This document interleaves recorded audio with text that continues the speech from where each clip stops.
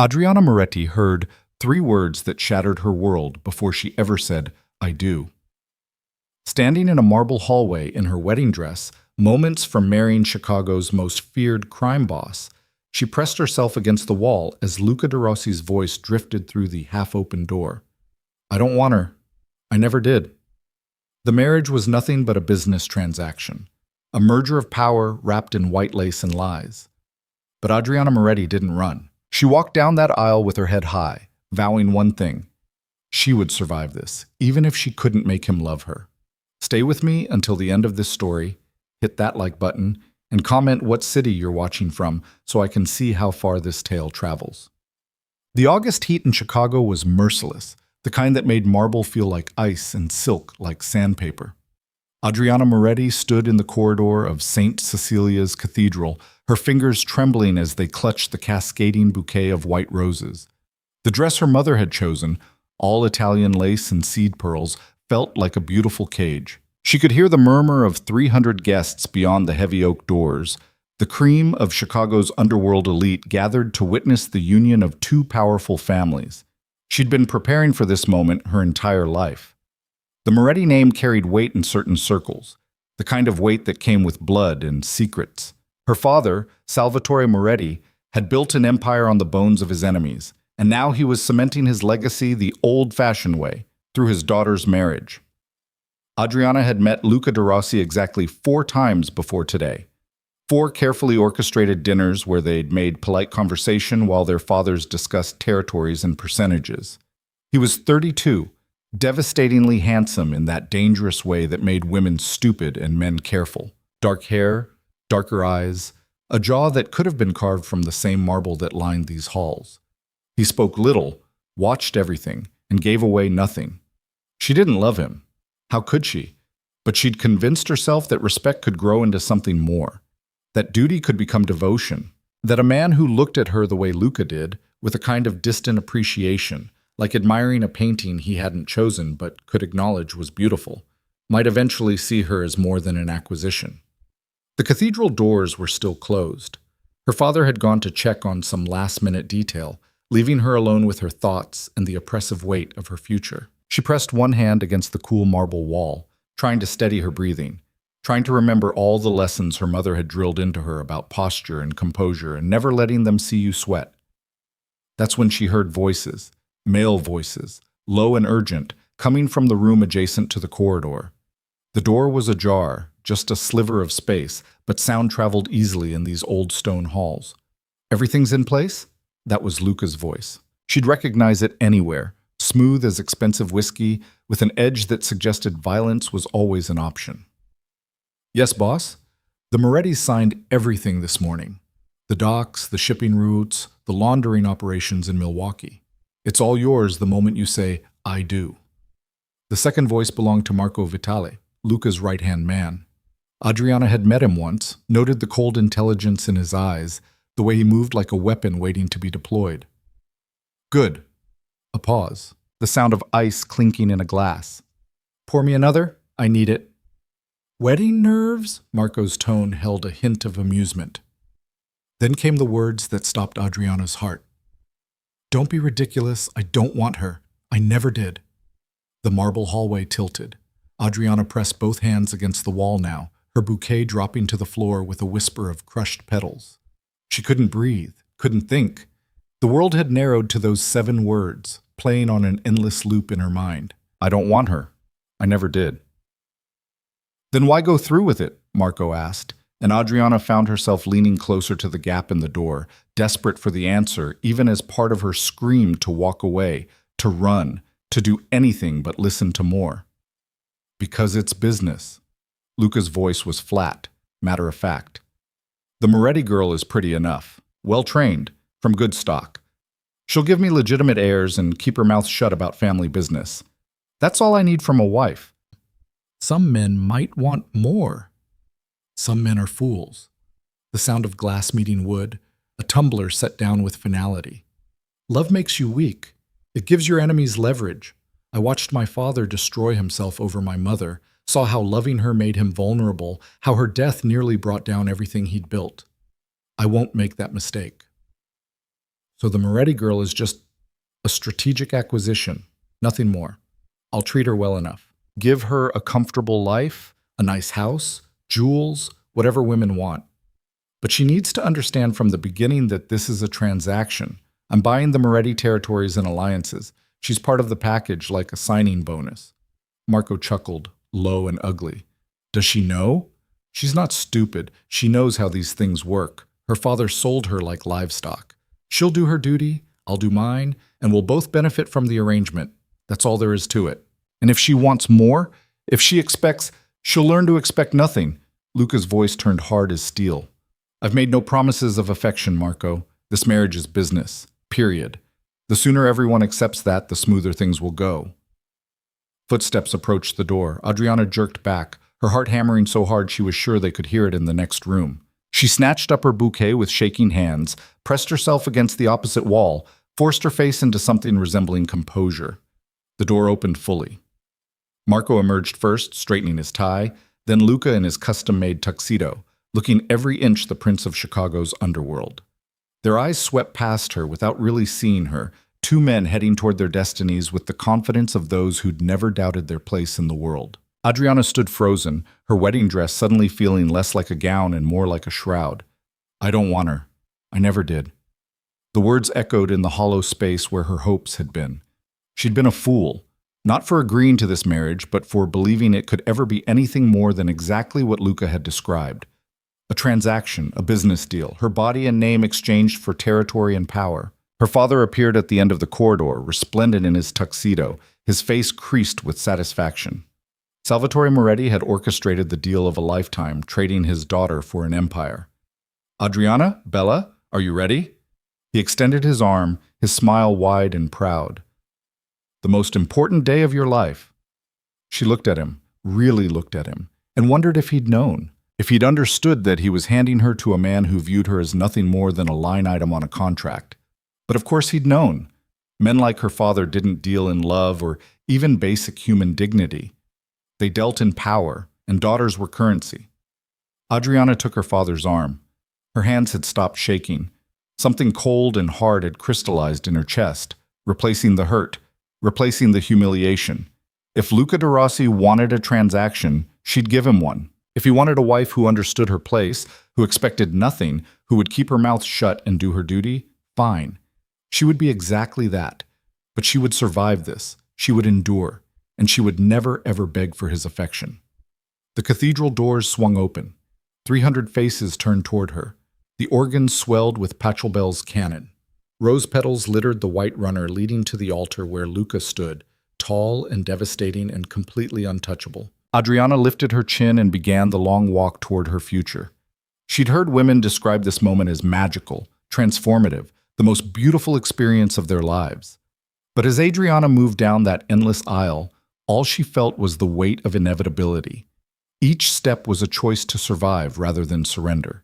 Each breath was a small act of defiance against the men who'd reduced her to collateral. Luca watched her approach with those unreadable dark eyes. His expression was perfect, the right amount of appreciation, the correct degree of solemnity. To everyone watching, he looked like a groom awaiting his bride. Only Adriana knew the truth. Only she understood that the man waiting for her at that altar felt nothing but the satisfaction of a deal about to close. Her father delivered her to Luca's side with a firm handshake, the gesture of one businessman to another.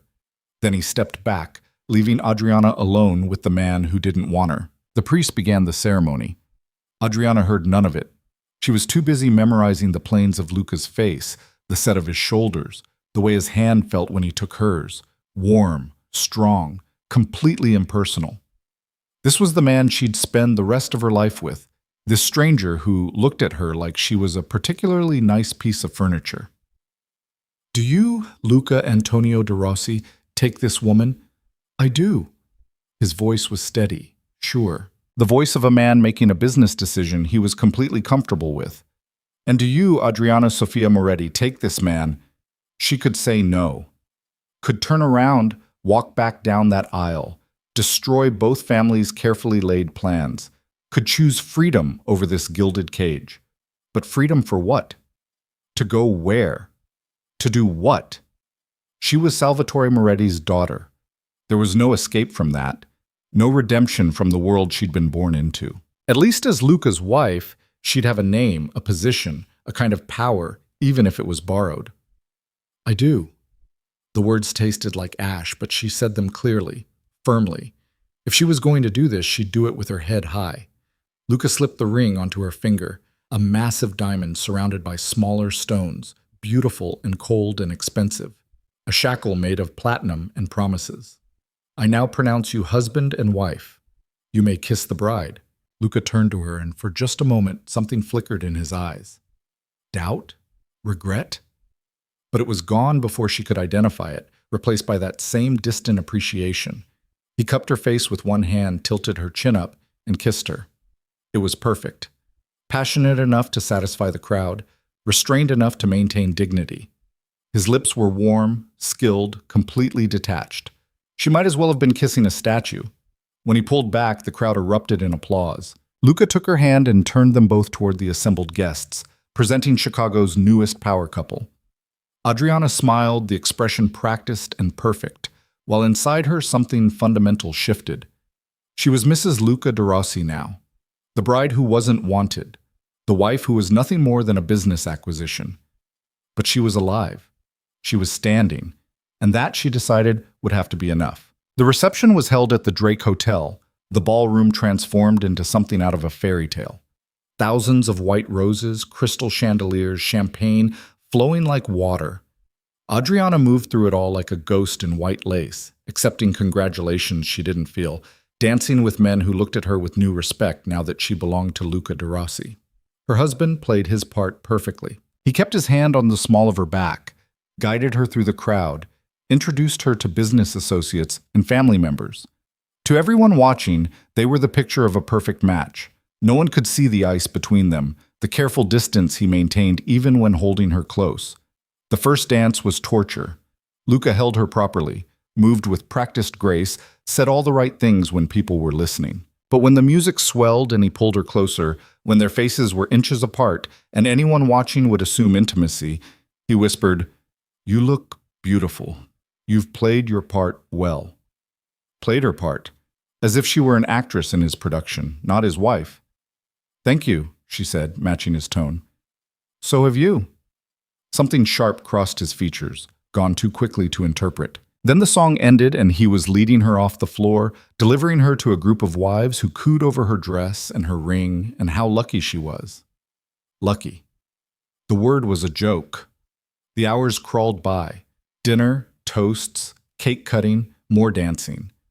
Adriana drank just enough champagne to take the edge off without losing control. She laughed at appropriate moments, blushed when teased about the wedding night, played the role of blushing bride with the skill of someone who'd been trained for this her entire life. But when an older woman, the wife of one of Luca's business partners, leaned in and whispered, "Make him happy, dear, and he'll give you the world," Adriana nearly laughed. Make him happy? The man who'd married her like signing a contract? The man who'd told his lieutenant he didn't want her? "I'll do my best," she said instead, and the woman patted her hand with satisfaction. Finally, mercifully, the reception wound down. Luca's hand found the small of her back again as he guided her toward the exit. A limousine waited, festooned with white ribbons and just married signs. The crowd threw rose petals and rice. Cameras flashed. Everyone was smiling. Adriana climbed into the back of the limo, her dress pooling around her like sea foam. Luca settled beside her, and the door closed, sealing them in sudden silence. The driver pulled away from the curb. Through the tinted windows, Adriana watched Chicago slide past. Her city, her home, suddenly foreign now that everything had changed. "You did well tonight." Luca's voice broke the silence. He was looking at his phone, scrolling through messages. Business. Always business. "Thank you." She kept her voice neutral. "So did you." "The estate has been prepared for us. Your things were moved this afternoon. Maria will help you get settled. She's been with my family for 20 years. Trustworthy. Discreet." He was giving her a staff report. Adriana nodded, said nothing. "There will be a security briefing tomorrow. You'll need to understand the protocols, the safe rooms, the emergency procedures. Marco will handle that." Marco, his right-hand man, the one who'd been in the room when Luca said he didn't want her. "Of course." Luca finally looked up from his phone, studying her with those dark, unreadable eyes. Do you have any questions? 1,000, 1,000,000. Why did you marry me if you don't want me? What did I do to deserve this? Will you ever see me as anything more than a strategic acquisition? No, she said. I understand my role. Something flickered across his face again, that same strange expression from the ceremony, there and gone. Good. That will make things simpler. The rest of the drive passed in silence. Adriana stared out the window, watching the city give way to the suburbs, then to the gated estates of the truly wealthy. Finally, the limo turned through massive iron gates, down a tree-lined drive that seemed to go on forever. The house, no, the mansion, rose before them like something out of a dream, all stone and glass and impossible beauty, lit from within so it glowed against the night sky. This was her home now, her cage. Staff lined up to greet them. Maids, groundskeepers, security personnel, all perfectly turned out, all with the carefully neutral expressions of those who served dangerous men. Maria, the housekeeper Luca had mentioned, stepped forward with a warm smile that didn't quite reach her eyes. Welcome home, Mrs. De Rossi. Mrs. De Rossi. The name still didn't feel real. Thank you, Maria. I've prepared the mistress's suite. Would you like me to help you change? Adriana nodded, grateful for any excuse to escape Luca's presence. She followed Maria through halls lined with priceless art, up a grand staircase down another corridor. The house was enormous, labyrinthine. She'd need weeks to learn her way around. The mistress's suite was stunning, all cream and gold with floor-to-ceiling windows overlooking manicured gardens. A massive four-poster bed dominated the space, already turned down, rose petals scattered across the silk sheets. Someone's idea of romance. The thought made her want to laugh or cry, or both. Maria helped her out of the wedding dress with practiced efficiency, hanging it carefully before producing a nightgown. White silk and lace, beautiful and virginal, and completely impractical. The master's suite is through that door, Maria said, gesturing to a connecting door Adriana hadn't noticed. He said he'd join you shortly. Of course, the wedding night, the consummation, the final seal on their business transaction. Adriana's hands clenched in the silk of her nightgown. She wanted to run, to lock both doors, to throw something through those beautiful windows. But that would be emotion, and emotion was weakness. Luca had made it clear what he expected. A wife who understood her role, who did her duty without complaint. Fine, she could do that. She could give him exactly what he'd paid for. Thank you, Maria. That will be all. When she was alone, Adriana stood in front of the full-length mirror and studied her reflection. The nightgown left little to the imagination, designed to entice and seduce. She looked like every man's fantasy, young, beautiful, innocent, ready to be claimed. The connecting door opened. Luca stood in the doorway, still in his tuxedo pants but shirtless now, revealing the kind of body that came from wealth and discipline and good genetics. He was beautiful in that dangerous way, all hard planes and controlled power. His eyes swept over her, that same distant appreciation, like admiring art he owned but felt nothing for. You're ready. Not a question. Yes. Her voice didn't shake. Small victory. He crossed the room in 3 strides, and suddenly he was there, close enough that she could smell his cologne, something expensive and masculine that made her head spin despite everything. His hand cupped her jaw, tilting her face up to meet his eyes. For a moment, they just looked at each other. This stranger who was now her husband, this woman who was now his wife. I'll try not to hurt you, he said quietly. It might have been kindness, except she knew better now. This was just more duty, more obligation. He'd be gentle, because that was the civilized thing to do, not because he cared about her comfort. Adriana reached up and placed her hand over his, the massive diamond on her finger catching the light. Do what you need to do, she said. I understand what this is. His eyes darkened, and for just a second, she thought she saw something real flash through them. Anger? Regret? But then his mouth was on hers, and she stopped thinking entirely. The kiss was different from the one at their wedding, deeper, more demanding. His hands found her waist, pulled her against him, and she felt the heat of him through the thin silk of her nightgown. Her body responded despite her mind's protests, despite everything she knew.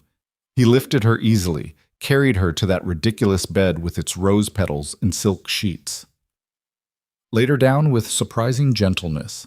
His body covered hers, and she felt the weight of him, the power barely contained. Adriana. Her name, rough in his throat.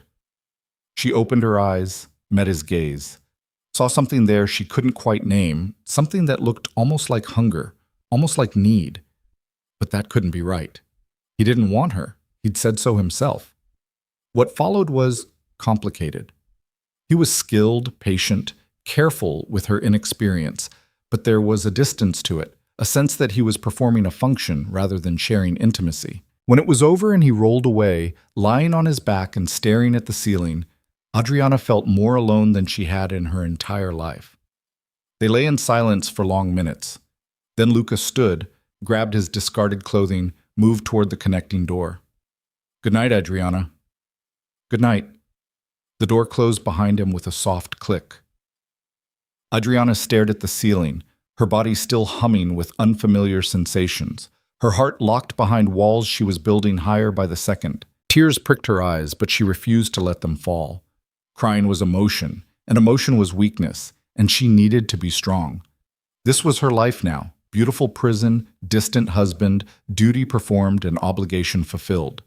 She'd survived the wedding, she'd survived the first night. Tomorrow, she'd wake up and do it again, and again, and again, until survival became its own kind of victory.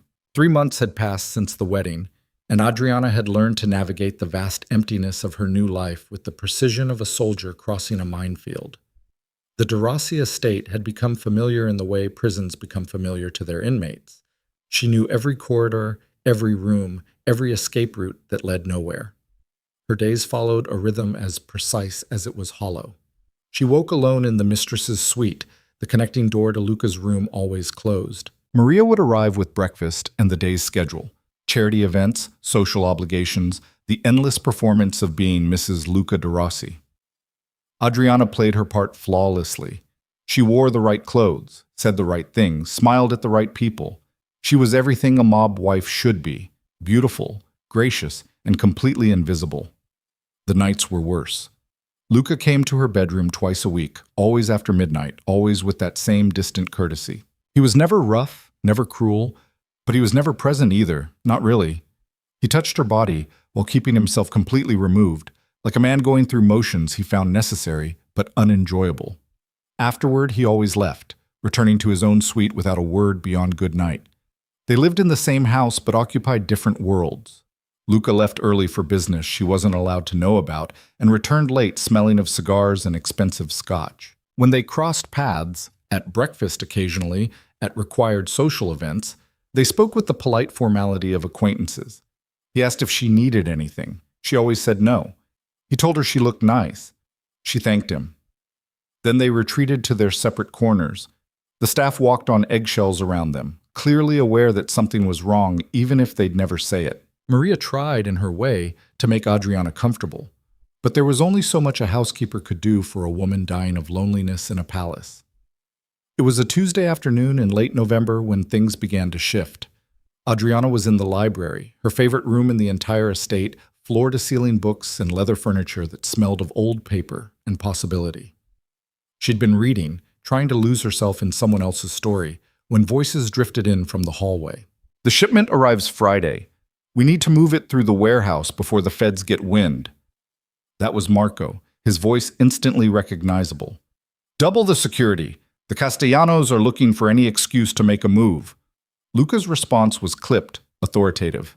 Adriana froze, the book forgotten in her lap. She knew better than to eavesdrop on business discussions. Luca had made it clear on their wedding night that she was to know nothing about his operations, to hear nothing, see nothing, remember nothing. Wives who asked questions ended up in expensive coffins, but she couldn't help herself. After 3 months of silence and distance, even the sound of his voice discussing illegal shipments was better than nothing. "What about your wife?" Marco asked. "She's been here 3 months. You trust her?"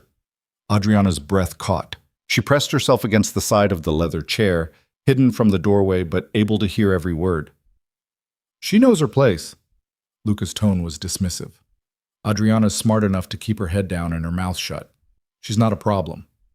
"You're sure?" The Moretti girl seemed awfully interested in your office the other day. Maria said she was asking about the locked wing. That was true. Adriana had asked, purely out of boredom, what lay behind the doors she wasn't allowed to open. Maria had deflected gracefully, but apparently the question had made its way back to Luca. I'll handle it. A pause. Adriana understands what's expected of her. She's been perfect since the wedding. Compliant, quiet, exactly what I needed. The words hit like physical blows. Compliant, quiet, exactly what I needed. Not wanted, needed, like furniture that served its function without complaint. Still, Marco pressed, maybe you should spend more time with her. People are starting to talk. 3 months married and you barely look at each other. People can talk all they want. My marriage is none of their concern. It becomes their concern when it looks weak, when it looks like the great Luca de Rossi can't even control his own wife. I control everything that matters. Luca's voice had gone cold, dangerous. Adriana does what she's told, appears where she's supposed to, and stays out of my business. That's all I require. Their footsteps retreated down the hall, leaving Adriana alone with the crushing weight of reality. 3 months, and nothing had changed. She was still just an acquisition, a pretty accessory to be trotted out when needed and ignored the rest of the time. She stayed in the library until dinner, which she ate alone in the formal dining room at a table that could seat 20. The food was exquisite. The de Rossi chef had been trained in Paris, but it all tasted like ash. Everything did lately. That night, Luca didn't come to her room. Or the next night. Or the one after that. A week passed with no visits, no acknowledgement beyond a brief nod when they passed in the hallway. Adriana told herself she was relieved. Those clinical encounters had become almost unbearable. The physical intimacy without emotional connection, a special kind of torture. But she also wondered what she'd done wrong. Had Maria reported her questions about the locked wing? Was Luca punishing her for showing curiosity? Or had he simply lost interest in maintaining even the pretense of a normal marriage? She got her answer 2 weeks later at a charity gala at the Four Seasons. The event was a who's who of Chicago's elite, both legitimate and otherwise, all gathered to throw money at some cause or another while really conducting business in the shadows. Adriana wore a red dress that cost more than most people's cars, diamonds at her throat that could have bought a house. She looked every inch the mob princess, poised and perfect, and utterly empty inside.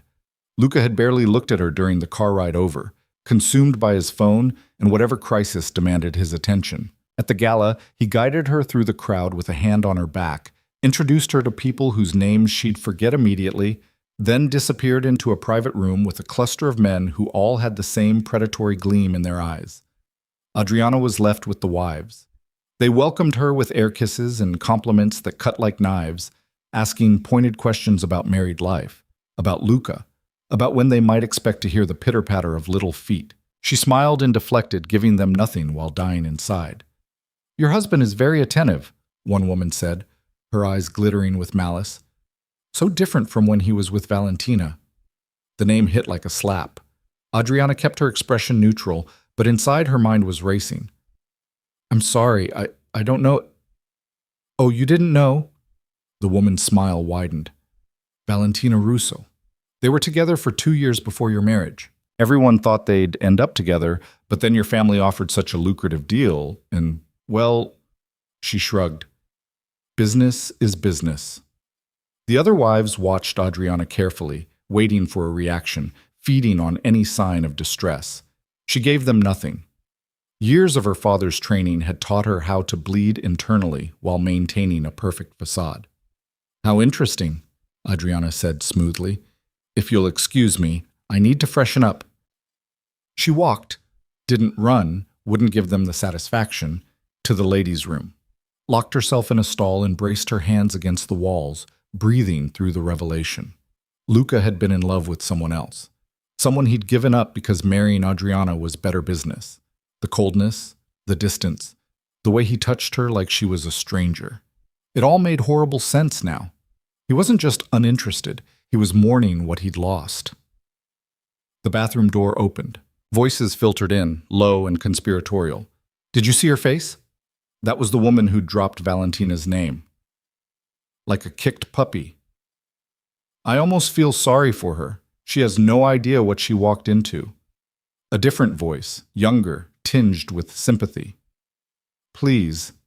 She got exactly what she signed up for. Money, status, the De Rossi name. So what if Luca still sees Valentina? Smart wives look the other way.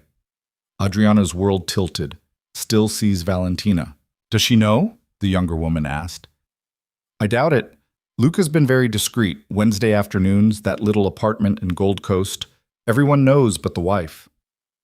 Adriana didn't remember leaving the bathroom, navigating back through the gala, finding a quiet alcove where she could process what she'd heard. Luca was having an affair with his ex-girlfriend. Every Wednesday, while Adriana sat alone in that massive house, playing the perfect wife to a man who was giving his attention to someone else. She should have been devastated, should have felt betrayed, heartbroken, destroyed. But instead, she felt something else entirely, a cold, crystalline clarity. This was what she'd married into. This was the transaction. She was the legitimate wife, the one who gave him heirs and respectability. Valentina, whoever she was, could have the rest. Except Adriana found she couldn't quite make peace with that. Not because she loved Luca. How could she love someone who'd never given her a chance? But because the humiliation of it burned. The wives knew. The staff probably knew. All of Chicago's underworld elite knew that Luca De Rossi's wife was so inadequate he had to seek comfort elsewhere. She was still standing in the alcove, her mind churning with dark thoughts, when she felt eyes on her. She turned to find a man watching her, not Luca, someone else. Tall, handsome in a polished way, with calculating eyes that reminded her uncomfortably of her father. You look like you could use a drink, he said, approaching with a champagne flute in each hand. Adriana recognized him vaguely from the introductions earlier. Someone important in Luca's world, though the details escaped her. I'm fine, thank you. Are you? He smiled, and it wasn't kind. You're Adriana De Rossi, the beautiful bride everyone's talking about. People always talk. They do, especially when there's something interesting to say. He moved closer, too close, invading her space in a way that made her skin crawl. Your husband is occupied with business. Seems a shame to leave such a lovely woman unattended. Warning bells rang in Adriana's head. This was a test, she realized, a trap. Men like this didn't approach the wives of men like Luca unless they were looking to cause trouble or prove something. My husband is always occupied with business, she said coolly. I'm quite used to entertaining myself. I'm sure you are. His eyes traveled over her in a way that made her feel exposed despite the conservative cut of her dress. But if you ever need company, she doesn't. Luca's voice cut through the space like a blade. Adriana turned to find her husband standing behind her, his expression carved from ice. The temperature in the alcove dropped 20 degrees. The other man stepped back immediately, hands raised in mock surrender. De Rossi, I was just making conversation with your lovely wife. I saw what you were doing. Luca's hand found Adriana's waist, pulled her against his side with possessive force. And you're done. No offense meant, get out of my sight before I take offense anyway. The man disappeared into the crowd with the speed of someone who recognized real danger. Luca's hand remained on Adriana's waist, his grip just shy of painful. Are you all right? His voice was still cold, but there was something underneath it now. Something that might have been concern if Adriana didn't know better. I'm fine. I can handle myself. That's not the point. He steered her away from the alcove toward a private corner where they could talk without being overheard. That was Antonio Castellano, one of the most dangerous men in Chicago. You don't engage with him. You don't make conversation. You don't even make eye contact. He approached me, Adriana shot back, her own anger rising. What was I supposed to do? Run away screaming? You were supposed to find me immediately. Oh yes, of course. Because you're so easy to find when you're locked in back rooms conducting your precious business. The words came out sharper than she'd intended, 3 months of frustration bleeding through her careful control. Luca's eyes narrowed. What's that supposed to mean? Nothing. I apologize. I understand my place. Stay quiet, look pretty, don't cause problems. I'll try to do better. She started to pull away, but his grip on her waist tightened. Adriana, Mrs. De Rossi, there you are! Maria appeared as if summoned, her face carefully neutral but her eyes knowing. Your car is ready whenever you'd like to leave. Adriana seized the escape route gratefully. Thank you, Maria. I have a headache. I'd like to go home. Luca's jaw tightened, but he released her. I'll have the driver take you. I need to stay. Of course you do. She was already walking away, her heels clicking against the marble floor like gunshots. Don't let me interrupt your important business. The drive home was silent except for the sound of Chicago passing by outside the tinted windows. Adriana stared at her reflection in the glass. Beautiful, hollow, a woman playing dress-up in someone else's life. When had she become this person? When had survival started to feel like slow death? The estate was quiet when she arrived. Maria had ridden ahead and was waiting with a concerned expression that Adriana waved away. She went straight to her suite, kicked off the uncomfortable heels, and stood at the window overlooking the grounds. Somewhere out there, in a little apartment in Gold Coast, Luca kept another woman. A woman he'd chosen, a woman he wanted, a woman who got all the parts of him Adriana would never see. The rational part of her mind said this didn't matter. She'd married him knowing it was a transaction. But the rest of her, the part that was still young and stupid enough to hope, burned with humiliation. She was still standing at the window an hour later when she heard the connecting door open. Luca entered without knocking. It was his house, after all, his wife, his right to enter whenever he pleased. You left without saying goodbye, he said. You were busy. She didn't turn around, didn't want him to see her face. I didn't want to interrupt. Adriana, look at me. She did finally, turning to face him. He'd removed his jacket and tie, looked almost human in just his dress shirt and slacks. Almost like a husband coming home to his wife, almost. What happened tonight? He asked. Nothing happened. I had a headache. I came home. Don't lie to me. He moved closer, studying her face. Something's wrong. You've been different lately, distant. The irony of him accusing her of being distant nearly made her laugh. Instead, she met his eyes and told him a truth, if not the whole truth. I'm tired, Luca. Tired of pretending. Tired of playing house. Tired of this entire charade. His expression hardened. It's not a charade. We're married. Are we? The question hung in the air between them, sharp and dangerous. Because married people usually spend time together, talk to each other, pretend to care about each other's lives. We're just two strangers who happen to share a house. What did you expect? His voice had gone cold again, defensive. This is what we agreed to. I agreed to a marriage, not to being invisible. You're not invisible. You're right here. You have everything you could possibly want. Everything except a husband who actually wants me. The words exploded out of her before she could stop them. 3 months of silence and swallowed pain erupting all at once. I heard you, Luca, on our wedding day talking to Marco. I heard you say you didn't want me, that I was just a strategic acquisition, that this marriage was nothing but business. His face went white, then red, then utterly blank. You heard that. Every word. So don't stand here and act like I'm being unreasonable for feeling exactly like what you made me, a piece of property you bought, and now ignore. Adriana, I'm not finished. She was on a roll now, all the anger and hurt pouring out in a flood she couldn't control. I have been the perfect wife. I've done everything you asked. I've stayed quiet, stayed out of your business, smiled for the cameras, spread my legs twice a week like clockwork. I've asked for nothing, expected nothing, and gotten exactly nothing in return. So forgive me if I'm tired of this charade, if I'm tired of being married to a ghost. Luca stared at her, something dangerous building in his eyes. You want to know why I said those things? Why I told Marco I didn't want you? I already know. You were in love with Valentina Russo. You gave her up to marry me because my father offered a better deal. Business over love. I understand. I do. But that doesn't make it hurt any less that everyone in Chicago knows you still see her every Wednesday while I sit here alone wondering what I did to deserve this. The silence that followed was deafening. Luca stood frozen, his face a mask of shock and something else, something that looked almost like panic. Who told you about Valentina? His voice was barely above a whisper. Does it matter? Everyone knows, Luca. Everyone except the stupid wife. Adriana turned back to the window, exhausted suddenly. Go back to your room, or go to her. I don't care anymore. Just leave me alone. She heard him move, expected the connecting door to slam. Instead, his hands landed on her shoulders, spinning her around to face him.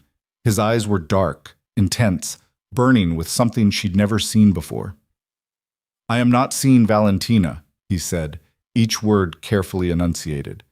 "I haven't seen her since a week before our wedding when I told her it was over. Whoever told you I spend Wednesdays with her is lying, trying to cause problems, drive a wedge between us."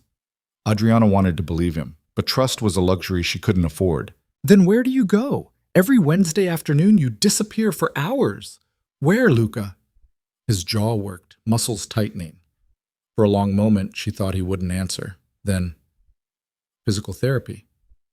"What?" "I got shot. 3 years ago, a deal gone bad. The bullet shattered my shoulder, did nerve damage. I've been in PT ever since, trying to regain full mobility." He pulled up his sleeve, revealing a brutal scar that wrapped around his shoulder. "This is where I go on Wednesdays. Not to my ex-girlfriend, to a therapist who works on this so I can still use my arm." Adriana stared at the scar, feeling the world tilt again. "Why didn't you tell me?" "Because it's weakness. Because in my world, weakness gets you killed. Because I don't—" He cut himself off, something flickering across his face. "Because you don't what?" "Because I don't want you to see me as weak." The admission seemed torn from him, raw and painful. "I don't want anyone to see me as weak, but especially not you." "Why especially not me? I'm just the woman you bought, remember? The strategic acquisition. Why would it matter what I think?" Luca's hands tightened on her shoulders, his eyes searching her face with an intensity that made her breath catch. "Because somewhere in the last 3 months, it started mattering. Because I can't stop thinking about you. Because I lie in my room at night and hear you moving around in here and want to come to you, not for duty, but because I miss you.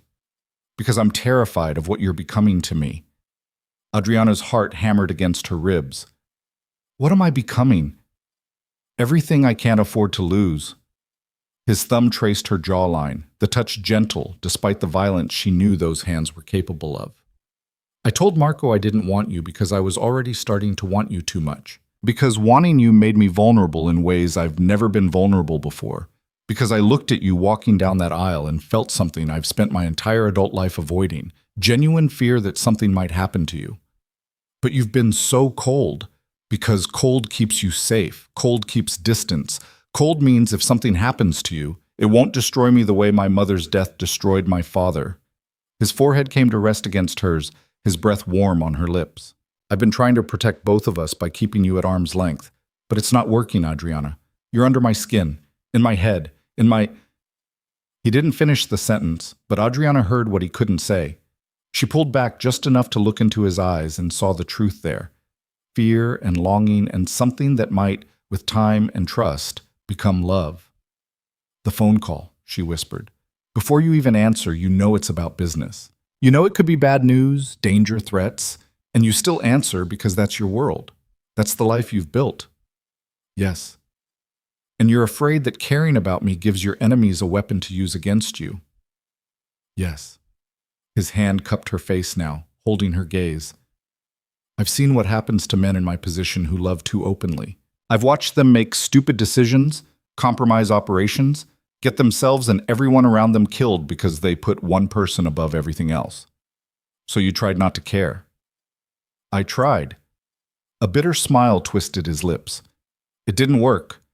When Antonio Castellano approached you tonight, when I saw him touching you, looking at you like—" His jaw clenched. "I wanted to kill him right there in the middle of the gala. Consequences be damned. That's when I knew I'd already lost this fight." Adriana's breath hitched. "Luca." The sharp trill of his phone cut through the moment. He pulled it out, glanced at the screen, and his entire demeanor changed. The man who'd just bared his soul disappeared, replaced by the crime boss who ruled Chicago's underworld. "I have to take this." He was already moving toward the connecting door. "We'll talk more." "When? Tomorrow? Next week? 3 months from now?" Adriana heard the bitterness in her own voice. "Some things never change." He stopped, turned back. "Tomorrow. I promise. No interruptions, just us." Then he was gone, the door closing behind him, leaving Adriana alone with revelations that changed everything and nothing. He cared. He'd admitted it, shown vulnerability she'd never expected. But caring wasn't enough if he'd never choose her over business. Never put their relationship before his empire. She climbed into bed, still wearing her dress, too exhausted to change. Tomorrow, he'd said. They'd talk tomorrow. She wanted to believe it, wanted to trust that something fundamental had shifted between them. But she'd learned not to hope for things that men like Luca could never give. Sleep came fitfully, full of dreams where she ran through endless corridors calling his name, where he stood just out of reach no matter how fast she moved. She woke to weak November sunlight and the sound of shouting from somewhere in the house. Adriana bolted upright, her heart racing. More shouting, the crash of something breaking. She grabbed her robe and rushed to the door, yanking it open just as Marco appeared in the hallway, his face grim. "Mrs. De Rossi, you need to stay in your room." "What's happening?" "There's been a situation. The boss is handling it. Please, just—" "Marco!" Luca's voice sharp as a gunshot. "Get her to the safe room. Now!" Safe room. That meant danger. Real danger. "What's going on?" Adriana demanded as Marco took her arm, trying to steer her down the hallway. "Just precaution, ma'am. Everything's under control." But it wasn't. She could hear it in the controlled chaos around her. Security personnel moving with weapons drawn, staff being hustled into protected areas, the low urgent voices of men preparing for violence. They rounded a corner, and Adriana saw Luca in the foyer below, surrounded by his men, all of them armed. He was on his phone, barking orders, his face hard as stone. Then he looked up and saw her, and something in his expression made her blood run cold. Fear.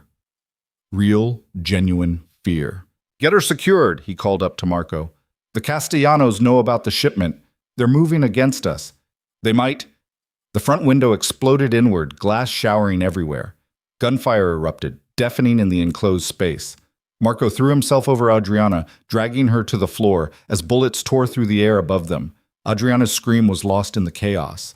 She caught a glimpse of Luca diving behind the marble staircase, returning fire with deadly precision. More windows shattered. Men shouted. Someone screamed.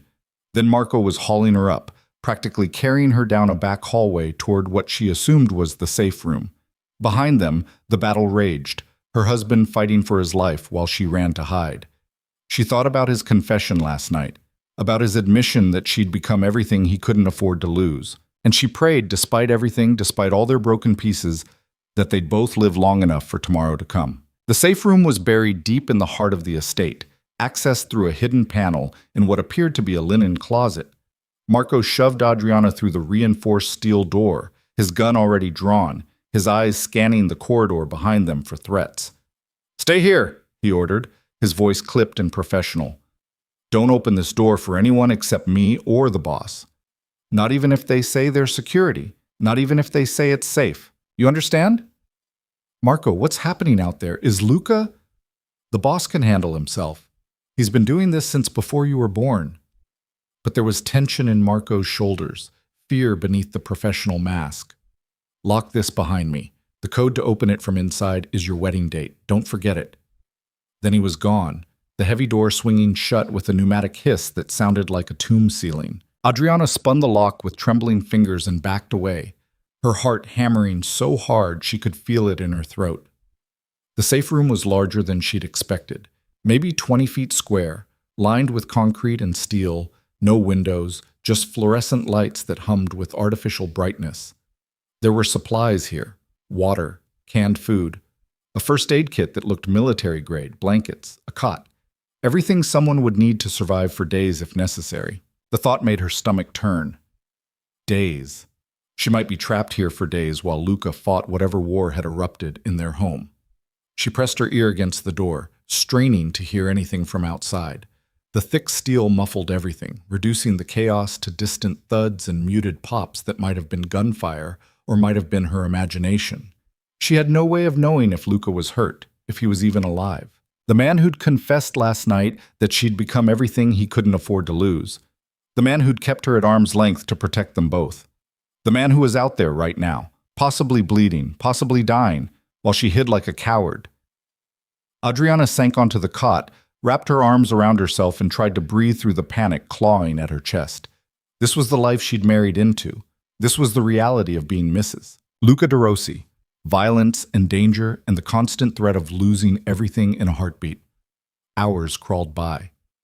Adriana had no way to track time in this concrete box. No phone, no windows, nothing but the relentless buzz of fluorescent lights and her own spiraling thoughts. She paced, sat, paced again. Checked the supplies, counted the water bottles, read the labels on the canned goods without really seeing them. Anything to keep her mind from imagining Luca dead on their marble floor. When the knock finally came, it nearly stopped her heart. 3 raps, pause, 2 raps. Some kind of code she didn't know. "Mrs. De Rossi, it's Marco. You can open the door." She wanted to believe him, but his own words echoed in her mind. "Don't open this door for anyone except me or the boss, not even if they say they're security." "How do I know it's really you?" she called through the steel. A pause. Then, "Your wedding night, the boss came back to his room and sat in the dark for an hour before I found him. He told me he'd made a mistake, that keeping you at distance was going to destroy you both. I told him distance was safer. He said some things weren't worth staying safe from." Adriana's breath caught. That was too specific, too private to be anything but truth. Her hand shook as she punched in the code. The date she'd married a man who didn't want her. The date that had started this entire nightmare. The door swung open. Marco stood there, his suit jacket torn, blood on his shirt that she prayed wasn't his. Behind him, the hallway was eerily quiet. "Is he—" She couldn't finish the question. "He's alive. Hurt, but alive. He's asking for you." Adriana didn't wait for more. She pushed past Marco and ran, her bare feet slapping against marble floors littered with broken glass and bullet casings. The main foyer looked like a war zone, shattered windows, walls pocked with bullet holes, furniture destroyed. 2 bodies lay covered with sheets, their identities hidden, but their stillness absolute. She found Luca in his study, surrounded by his remaining men. A doctor bent over him, applying pressure to a wound on his side. His shirt was soaked with blood, his face pale but his eyes alert, furious. "Need to hit them back immediately," he was saying, his voice tight with pain. "The Castellanos need to understand that attacking my home has consequences. I want—" He broke off when he saw her, something shifting in his expression. Relief, quickly masked, but she'd seen it. "Adriana, you shouldn't be here." "Where else would I be?" She pushed through the wall of men, ignoring their protests, until she stood beside him. The wound in his side was bleeding through the bandages the doctor was applying, red blooming against white gauze. "How bad is it?" "Flesh wound. I've had worse." "That's not what I asked." She turned to the doctor, an older man with steady hands and kind eyes. "How bad?" "The bullet went clean through. No major organs hit. He'll need stitches, antibiotics, rest." The doctor's tone made it clear he knew the last item on that list was unlikely to happen. "Then do what you need to do." Adriana pulled up a chair and sat, making it clear she wasn't leaving. Luca's jaw tightened, but he didn't argue. He watched her as the doctor worked, cleaning the wound, stitching torn flesh with practiced efficiency. Adriana held his gaze, refusing to look away, even when his pain showed through his careful control. When the doctor finished and the room finally cleared, just Marco remaining by the door, Luca reached for her hand. His grip was weak, his palm slick with sweat, but he held on like she was the only thing anchoring him to the world. "I'm sorry," he said quietly. "This isn't what you signed up for." "Actually, it's exactly what I signed up for. I married a crime boss. This comes with the territory." She squeezed his hand gently. "What I didn't sign up for was caring whether you lived or died. But apparently I don't get to choose that either." His thumb traced circles on her palm, the gesture almost unconscious. "When I saw the Castellanos' men breach the perimeter, when I realized they might get to you before we could lock you down," he closed his eyes briefly. "I understood what my father felt when my mother died. That terror, that absolute certainty that losing you would break something in me that could never be fixed. Luca, I meant what I said last night, every word. You've become everything I swore I'd never let anyone become." He opened his eyes, and they were raw, honest, stripped of all his usual defenses. "I don't know how to do this. How to love you and keep you safe. How to be the man you need and the man my family needs. But I'm tired of pretending I don't want to try." The word love hung in the air between them. Massive and terrifying, and exactly what Adriana had been craving since the moment she'd heard him say he didn't want her. "Then try," she said simply. "Stop protecting me from yourself. Stop pushing me away because you're afraid. Let me in, Luca. Let me be your partner, not just your wife. If I do that, if I let you see all of it, the business, the violence, the choices I have to make, you might not like what you find. Then let me decide that for myself." She leaned closer, careful not to jostle his injury. "I'm stronger than you think, stronger than you've let me be. Stop treating me like a fragile acquisition and start treating me like someone who chose to fight beside you." Something fierce and possessive flared in his eyes.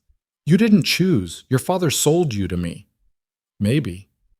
But I'm choosing now. I'm choosing to stay, to stand with you, to be more than just the woman you bought." She brought his hand to her lips, pressed a kiss to his blood-stained knuckles. "I'm choosing you, Luca. Even knowing what that means, even knowing the danger, I'm choosing this." He pulled her down to him, kissed her with a desperation that had nothing to do with duty and everything to do with need. His hands tangled in her hair, held her like she might disappear if he let go. When they finally broke apart, they were both breathing hard.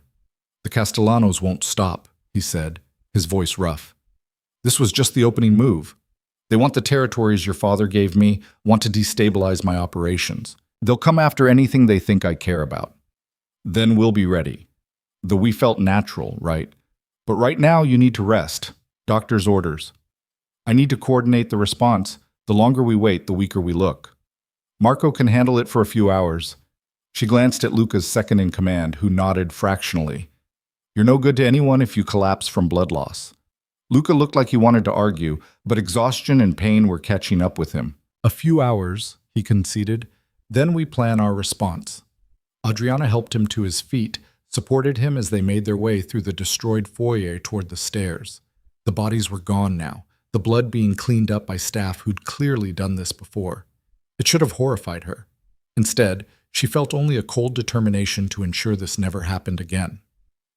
Getting Luca up the stairs was an exercise in stubborn pride meeting physical limitation. He refused to lean on her too heavily, refused to show weakness even though they both knew she'd already seen him at his most vulnerable. By the time they reached his suite, not hers, his, they were both trembling with effort. She'd never been in his room before. It was larger than hers, more masculine, dominated by a massive bed and floor-to-ceiling windows that overlooked the grounds. Personal touches were minimal. A few books, a photograph of a woman who had to be his mother, expensive but impersonal furnishings. Adriana helped him onto the bed, carefully avoiding his injured side. He caught her wrist when she started to pull away. "Stay. I'm not going anywhere." "No, I mean..." He tugged her down beside him, positioned her carefully against his uninjured side. "Stay. Here. With me. I'm done sleeping alone. Done pretending distance makes us safer. If the Castellanos want to use you against me, they'll do it whether we're in separate rooms or not." Adriana settled against him, her head on his shoulder, careful not to hurt him. "This is going to complicate things." "Things are already complicated." His arm came around her, held her close. "At least this way, we're complicated together." They lay in silence for a while, Adriana listening to his heartbeat, strong and steady despite everything. Outside, she could hear Marco's voice giving orders, security being reinforced, the machinery of Luca's empire grinding into motion. "Tell me about the Castellanos," she said quietly. "Everything. No more secrets." Luca was quiet for so long she thought he might refuse. Then, "Antonio Castellano is the head of the family. Ambitious, ruthless, not as smart as he thinks he is.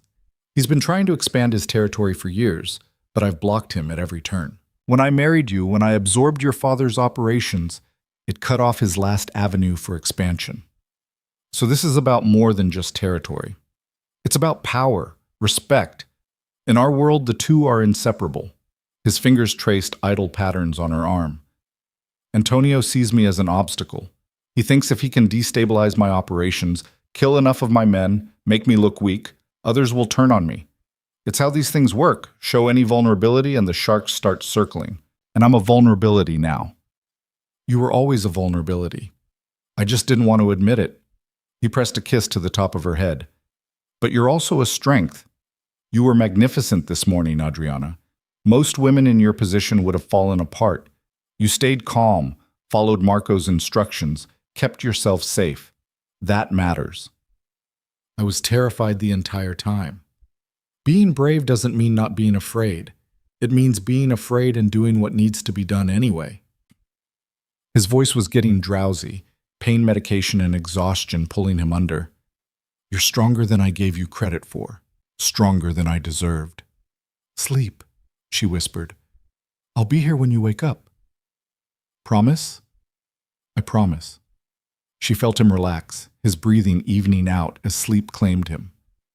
Adriana stayed perfectly still, afraid to disturb him, her mind churning with everything that had happened in the last 24 hours. Last night, Luca had admitted he was falling for her. This morning, someone had tried to kill them both. And now she lay in his bed, in his arms, finally granted the intimacy she'd craved but terrified of what it might cost them. Her phone buzzed from somewhere in her robe pocket. She extracted it carefully, not wanting to wake Luca. A text from an unknown number made her blood run cold. Beautiful dress you wore to the gala. Red always did suit you. Shame about your husband's injury. Next time we won't miss. Adriana's hand tightened on the phone. The Castellanos were watching her, had been watching her. They knew what she wore, where she went, probably every move she made outside the estate. The threat was clear. Luca might have survived this attack, but there would be others. She should tell him, should wake him up and show him the text immediately. But he needed rest, needed time to heal before the next battle. And besides, she was beginning to form a plan of her own. If the Castellanos saw her as Luca's weakness, maybe it was time to make them understand she could be his weapon too. Marco was waiting in the hallway when she finally extracted herself from Luca's side an hour later. The older man's expression was unreadable, but his eyes tracked her rumpled robe, her bare feet, the obvious fact that she'd been in the boss's bed. He's sleeping, she said before Marco could ask. Don't wake him unless it's an emergency. Yes, ma'am. A pause. The estate is secure. We've tripled the guards, installed new surveillance. Nothing's getting through our perimeter again. Good. Adriana pulled out her phone, showed him the text. They're watching me. They know my movements outside the estate. Marco's face darkened. I'll have our tech people trace it, but these things are usually burners, dead ends. I expected as much, she pocketed the phone, but it gives us information. They're confident enough to taunt us, which means they think they have the upper hand. People who have the upper hand make mistakes. Marco studied her with new interest. You sound like the boss. I'm learning from the best. She met his gaze directly. I need you to teach me, Marco. Everything. How this world works, who the players are, what leverage we have. Luca's been trying to protect me by keeping me ignorant, but ignorance doesn't keep me safe. Knowledge does. The boss won't like it. The boss doesn't get to like it, or not like it. This is my life too. I'm already a target. I might as well be a useful one. A slow smile crossed Marco's face, the first genuine expression she'd ever seen from him. You know what? I think you might actually survive this world after all, Mrs. De Rossi. I don't want to just survive, Marco. I want to win. Over the next week, while Luca recovered from his injury, Adriana got a crash course in the Chicago underworld. Marco proved to be a patient, if demanding teacher, walking her through the complex web of alliances and rivalries that governed their world. She learned which families could be trusted, which ones were looking for any excuse to betray them, which territories were contested, and which were locked down tight. She memorized faces, names, connections, the kind of information that could mean the difference between life and death. Luca watched this transformation with a mixture of pride and concern. He was healing well. The doctor had been right about it being a relatively minor wound, but Adriana caught him wincing when he moved too fast, saw the tight lines around his mouth that said he was in more pain than he admitted. You should be resting, she told him one afternoon, finding him in his study going over shipping manifests. I'm fine. You're stubborn. She plucked the papers from his hands, ignored his glare. And you're going to tear your stitches if you keep pushing yourself. There's too much to do. The Castellanos hit 3 of our operations while I was down. We need to respond, need to show strength. We will, but not at the cost of your health. She straddled his lap carefully, mindful of his injury, and cupped his face in her hands. You have people to handle this, Luca. Trust them. I trust them. I don't trust the Castellanos not to strike again while I'm weak. Then don't be weak. She kissed him softly. Be smart instead. Let them think you're down. Let them get confident, make mistakes. Then hit them when they're not expecting it. His hand settled on her hips, holding her in place. Marco's been teaching you strategy. Among other things, did you know the Castellanos have a warehouse on the south side that's barely guarded? Or that Antonio's nephew has a gambling problem that's made him vulnerable to pressure? Or that their money laundering operation runs through a car dealership that's one audit away from falling apart? Luca's eyebrows rose. You've been busy. I told you I wanted to be your partner, not your trophy. She traced the line of his jaw, felt the muscles working beneath her fingers. I meant it. This is dangerous, Adriana. If they find out you're gathering intelligence, they already want me dead. Might as well make it worth their while. She kissed him again, deeper this time. Besides, I have advantages you don't. I'm new to this world. People underestimate me. They say things around me they'd never say around you. I don't like putting you at risk. I'm already at risk. We established that when they shot up our home. She pulled back enough to meet his eyes. Let me help, Luca. Let me be useful. I'm going insane sitting around this house playing the dutiful wife while you and Marco handle everything. He studied her for a long moment, conflict clear in his expression. Finally, if you do this, you follow Marco's lead. No improvising, no taking unnecessary risks. You gather information and you get out. Understood? Understood. And Adriana? His grip on her hips tightened. If anything happens to you because I let you get involved in this, I'll never forgive myself. Then make sure nothing happens to me.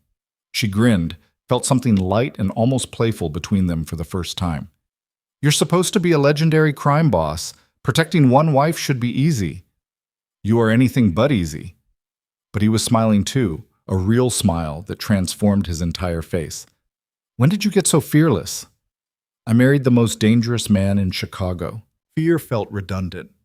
He laughed, actually laughed, the sound warm and genuine. Then he kissed her, and talking became unnecessary for quite a while. Later, as they lay tangled together on the leather sofa in his study, Adriana's head on his chest, she felt something settle in her bones. This was what she'd been missing. Not just physical intimacy, but emotional connection. Being seen, being valued, being treated as an equal rather than a possession. I love you, she said quietly, testing the words in the space between them.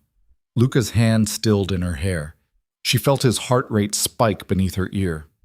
For a long moment he said nothing, and she wondered if she'd pushed too far, too fast. Then, I've loved you since the moment you walked down that aisle looking like a queen heading to her execution. So brave, so beautiful, so completely out of my reach even though you were walking straight to me. His voice was rough, choked with emotion he'd spent 3 months suppressing. I've loved you every day since, even when I was too much of a coward to show it. Even when I convinced myself distance was safer. I've loved you, Adriana. I just didn't know how to let you in. She tilted her head back to look at him, saw tears on his cheeks that he didn't bother to hide. And now? Now you're in so deep I can't imagine my life without you in it. He cupped her face, his thumb brushing away her own tears. Now I understand that trying to protect you by pushing you away was the stupidest thing I've ever done. Now I'm terrified every second that something will happen to you, but I'd rather be terrified and have you than safe and alone. Then we'll be terrified together. She kissed him, tasted salt and promise.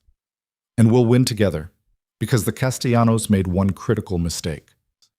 What's that? They assumed you were the only dangerous one in this marriage. Her smile was all teeth. Time to teach them otherwise. The plan came together over the next 2 weeks. Marco provided intelligence, Luca coordinated their forces, and Adriana played the part she was born for, the beautiful, harmless wife who nobody took seriously.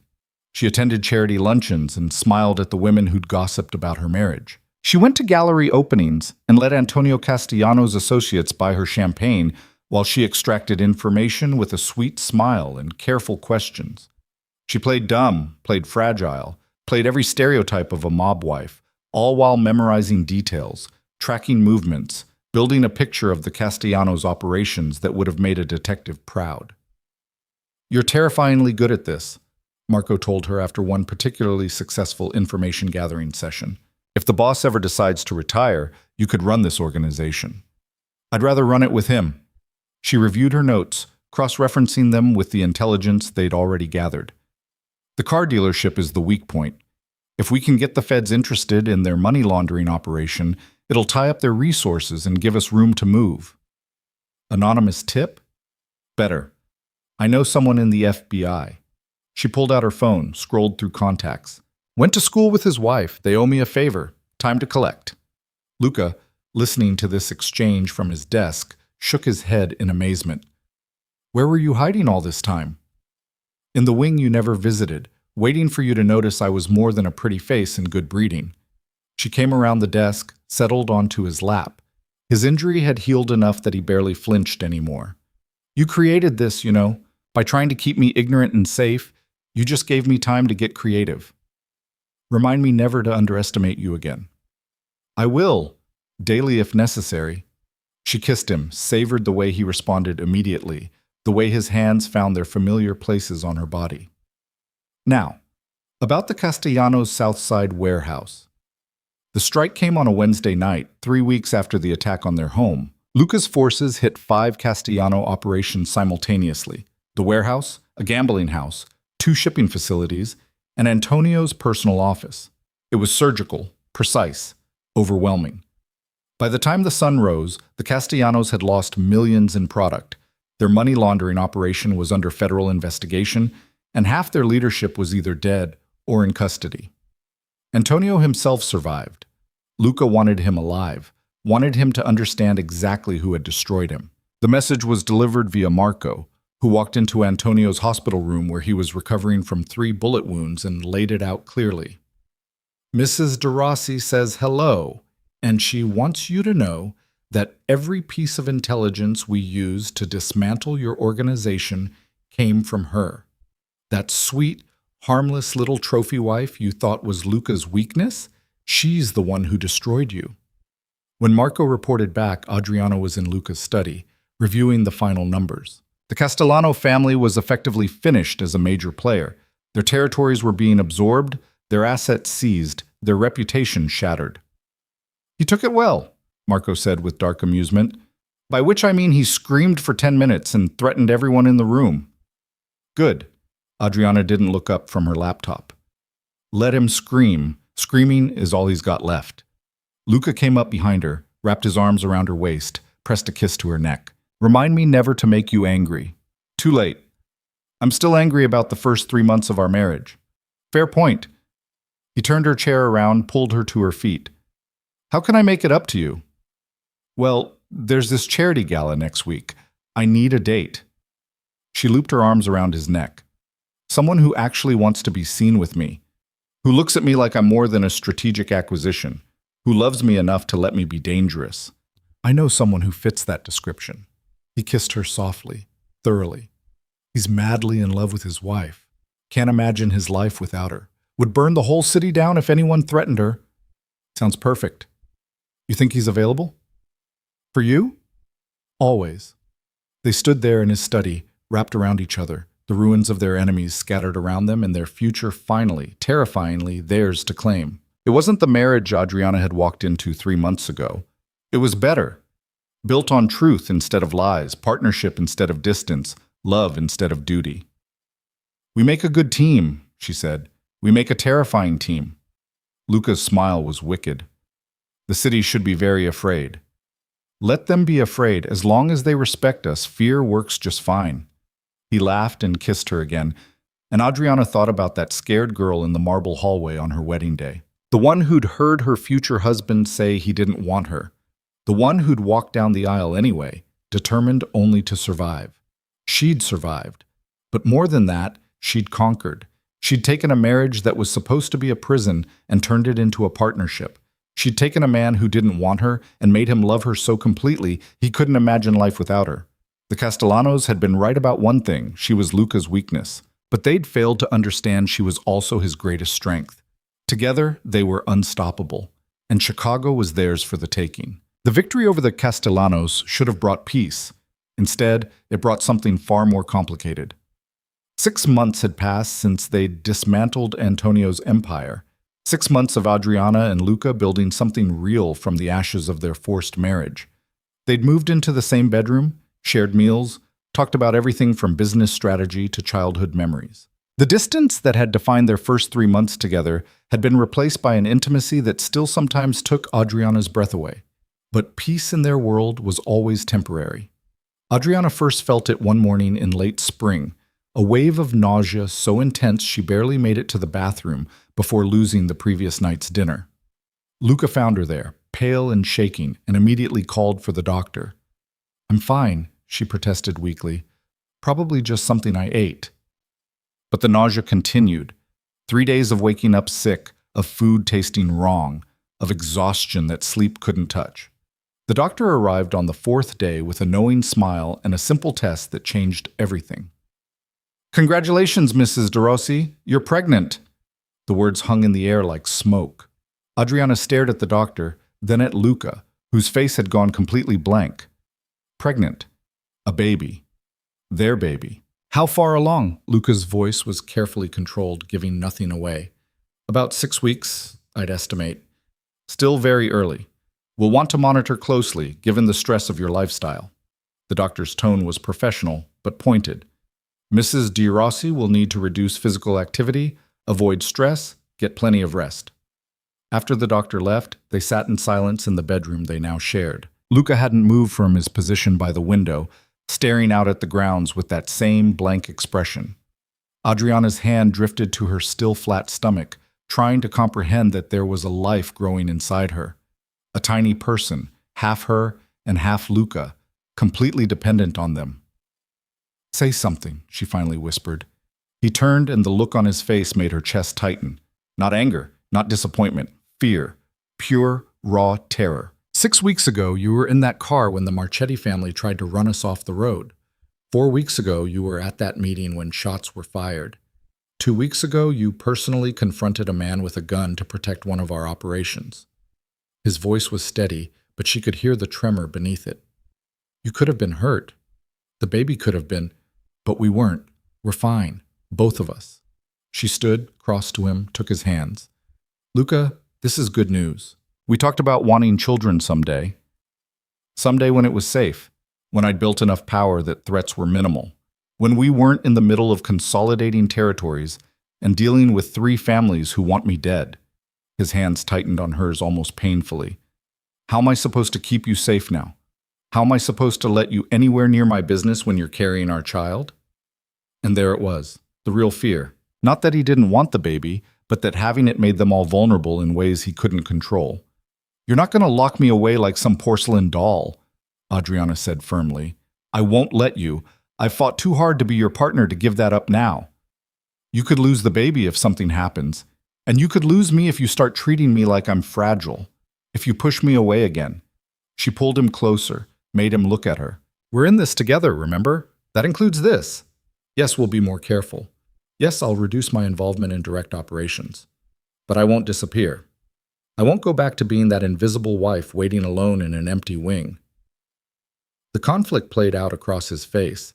The crime boss who'd built an empire on calculated risks versus the man who was terrified of losing what he loved most. Finally, he pulled her against him, buried his face in her hair. "I can't lose you, either of you. It would destroy me." "You won't. We're stronger than whatever comes at us." She tilted her head back, kissed him softly. "But Luca, I need you to trust me. Trust that I know my limits. Trust that I won't put our baby at risk. Can you do that?" It took him a long moment to answer. "I can try." It wasn't perfect, but it was honest, and honesty was all they had. The news spread through their organization within hours. Impossible to keep secret when the doctor had been seen leaving, when Luca's entire demeanor had shifted.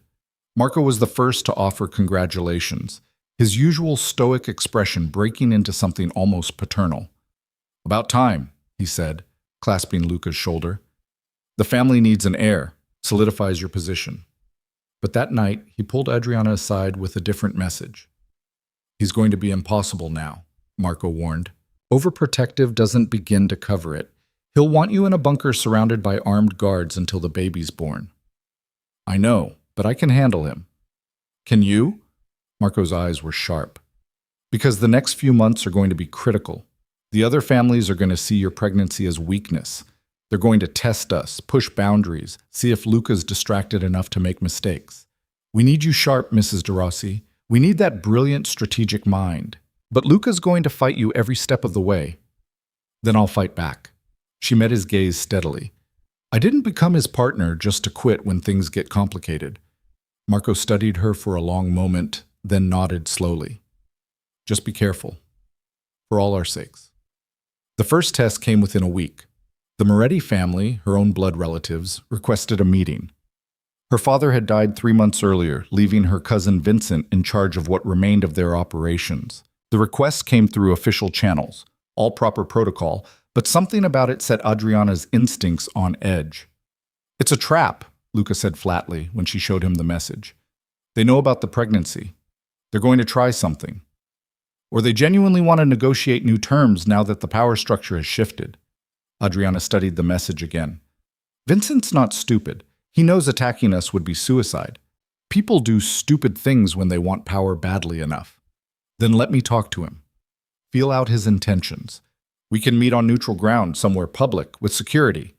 She saw Luca's jaw tighten, his automatic refusal forming. I can do this, Luca. Vincent knows me. He might tell me things he'd never tell you. Absolutely not. You're not going anywhere near the Morettis. You don't get to make that decision for me. She kept her voice level, but steel ran through it. I'm your partner, not your prisoner. If you want my strategic input, you have to let me use it. They stared at each other, wills clashing. Finally, Luca ran a hand through his hair, frustration radiating off him. Fine, but Marco goes with you, and 20 of our best men, and you wear body armor, and you stay in public spaces at all times, and if anything feels wrong, you leave immediately. Agreed. She kissed his cheek. See? We can compromise. This isn't compromise. This is me slowly losing my mind while you do dangerous things. Welcome to marriage. The meeting was set for a restaurant in downtown Chicago. Expensive, public, the kind of place where violence would bring immediate police attention.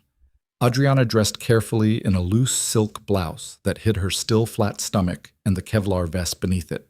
Marco and his men were positioned throughout the restaurant, watching every entrance, every exit, every face. Vincent Moretti arrived precisely on time, flanked by his own security. He was younger than Luca, maybe 28, with the kind of polished good looks that came from expensive grooming and confidence. He'd always been charming, even as a child, but there was something harder in him now. Something that suggested her father's death hadn't been the tragedy Vincent portrayed it as. Cousin. He kissed both her cheeks in the traditional greeting. You look radiant. Marriage agrees with you. Thank you, Vincent. Please sit. She gestured to the chair across from her, hyper-aware of Marco's position at a nearby table, of the weight of the vest against her ribs. What did you want to discuss? Vincent ordered wine, expensive, red, and took his time with the pleasantries. How was she finding married life? Was the estate comfortable? Had she heard from various relatives? The entire time, his eyes cataloged everything, looking for weaknesses, for leverage. Finally, he leaned back in his chair and got to the point. My father made a deal with your husband. Territories, operations, loyalty, all handed over as your dowry. It was generous, perhaps too generous. His smile didn't reach his eyes. I want to renegotiate. The deal was made between our fathers and Luca. I'm not sure I have any say, and don't play naive, Adriana. Everyone knows you're far more than the decorative wife. Word is you personally orchestrated the Castellanos' downfall, that you have Luca's ear on all major decisions. He leaned forward. I'm offering you a chance to help your blood family. The Morettis have been weak since your father's death. We need support, resources, a stronger position in the city's hierarchy. You could arrange that. In exchange for what? Information, access, your loyalty when it matters. His voice dropped lower. Your father sold you like cattle, Adriana. Handed you to Luca De Rossi like you were property. Don't you want revenge for that? Don't you want to hurt the man who treated you like a commodity? Adriana's stomach turned, but she kept her expression neutral. You're asking me to betray my husband. I'm asking you to remember where you came from. You're a Moretti first, a De Rossi second. Blood matters more than marriage vows. She took a sip of water, buying time to think. This was exactly what Marco had warned about. Someone trying to exploit her pregnancy, her family ties, any perceived crack in her loyalty to Luca. Vincent thought he was clever, thought he could manipulate her resentment about the arranged marriage into betrayal. He didn't know that she'd already worked through that resentment, that she'd chosen Luca, chosen their life together, chosen to build something real from what had started as a transaction. "You're right," she said slowly. "My father did sell me. He handed me to Luca like I was a piece in a business deal. It was degrading, humiliating, every bit as terrible as you're suggesting." Vincent's smile widened, sensing victory. "But here's what you don't understand, Vincent. Luca didn't keep treating me that way. He gave me power, gave me respect, gave me a partnership. He sees me as an equal, trusts my judgment, values my input. Can you say the same about the women in your life? About any of the Moretti women?" The smile faltered. "You come here thinking you can exploit some imagined rift between me and my husband, thinking I'm bitter enough about my past to destroy my future. But you're wrong. I'm not a Moretti anymore, Vincent. I'm a De Rossi. And De Rossis don't betray family." "Your loyalty is touching," Vincent said, his voice hardening. "And stupid. You think Luca loves you? You think this partnership is real? You're a womb, Adriana, an incubator for his heir. The moment you give him a son, you'll become as disposable as any other wife." Adriana stood, the conversation clearly over. "I think we're done here." "Sit down. We're not finished." "Yes, we are." She signaled to Marco, who was already moving toward them. "You made your offer. I declined. There's nothing more to discuss." Vincent's hand shot out, gripped her wrist hard enough to hurt. "You're making a mistake. The Morettis have long memories, cousin. Cross us now and—" He didn't finish the sentence. Marco's gun was suddenly pressed against Vincent's temple, cold and steady. "Release her," Marco said quietly. "Now." Vincent let go immediately, hands raised, but his eyes burned with fury. "This isn't over." "It is." Adriana rubbed her wrist where his fingers had left red marks. "Tell the Morettis that if they want to negotiate with the De Rossis, they do it through proper channels. Not through me, not through threats, and definitely not by insulting my marriage." She walked out of the restaurant with her head high, Marco and his men forming a protective wall around her. Only when they were in the car, speeding away from downtown, did she allow herself to shake. "You did good in there," Marco said. "Most people would have cracked under that kind of pressure." "I wanted to break his hand." Her voice trembled despite her best efforts. "The way he talked about Luca, about our marriage, he was trying to get a rise out of you. Classic manipulation. You didn't fall for it." "No, but now we have a problem. Vincent's not going to let this go. He'll see my refusal as a declaration of war. Then we'll be ready for war." Marco's expression was grim. "The boss needs to know about this immediately." Luca's reaction was exactly what Adriana expected, fury followed by an immediate demand that she never leave the estate again. They argued in his study, voices rising, months of carefully built trust suddenly tested by fear. "He grabbed you, Adriana, put his hands on you while you're carrying our child." "And Marco handled it. Nothing happened. This is exactly why I went, to handle situations like this without it escalating to violence." "It did escalate to violence. Marco had a gun to his head. But he didn't pull the trigger because I controlled the situation." She slammed her hands on his desk, making him flinch. "I did exactly what we agreed on. I assessed the threat, gathered intelligence, extracted myself safely. This is what partnership looks like, Luca. You have to trust me to do my job. Your job is to stay alive and keep our baby safe. My job is to be your partner, to use my skills and connections to strengthen our position." Vincent came to me because he thought I was weak, thought pregnancy would make me vulnerable. I proved him wrong. I showed him that De Rossi women are not to be underestimated. That's valuable, Luca. That sends a message. He paced the study like a caged animal, torn between professional appreciation for her strategy and personal terror at the risks she'd taken. Finally, he stopped in front of her, hands gripping her shoulders. "I can't do this," he said hoarsely. "I can't send you into danger and wait to find out if you're coming home. It's killing me, Adriana. Every time you walk out that door, I imagine the worst. I imagine losing you, losing our baby, losing everything that matters. I can't breathe until you're back safe." Her anger deflated, replaced by understanding. This wasn't about controlling her. It was about loving her so much it terrified him. "Then we need new protocols," she said gently. "Better security, more backup, clear boundaries about what kinds of situations I handle personally versus through intermediates." "But Luca, you can't lock me away. It won't keep me safe. It'll just make me a sitting target." I know you're right. He pulled her against him, careful of the vest she still wore. "I love you so much it scares me. And now there's a baby, and the fear has doubled. I don't know how to function like this." "Well, you function by trusting that I'm smart and careful and surrounded by people who will die before they let anything happen to me." She pulled back enough to look at him. "You function by remembering that we're stronger together than apart. And you function by understanding that the greatest danger to our family isn't external threats. It's us turning on each other out of fear." He kissed her then, deep and desperate, pouring all his fear and love and helplessness into it. When they finally broke apart, something had settled between them. "New protocols," he agreed, but better security. "And you promise, you swear, that you'll err on the side of caution, that if something feels wrong, you get out immediately." "I promise." "And no more surprise meetings with hostile family members." "That I can't promise. This is our world, Luca.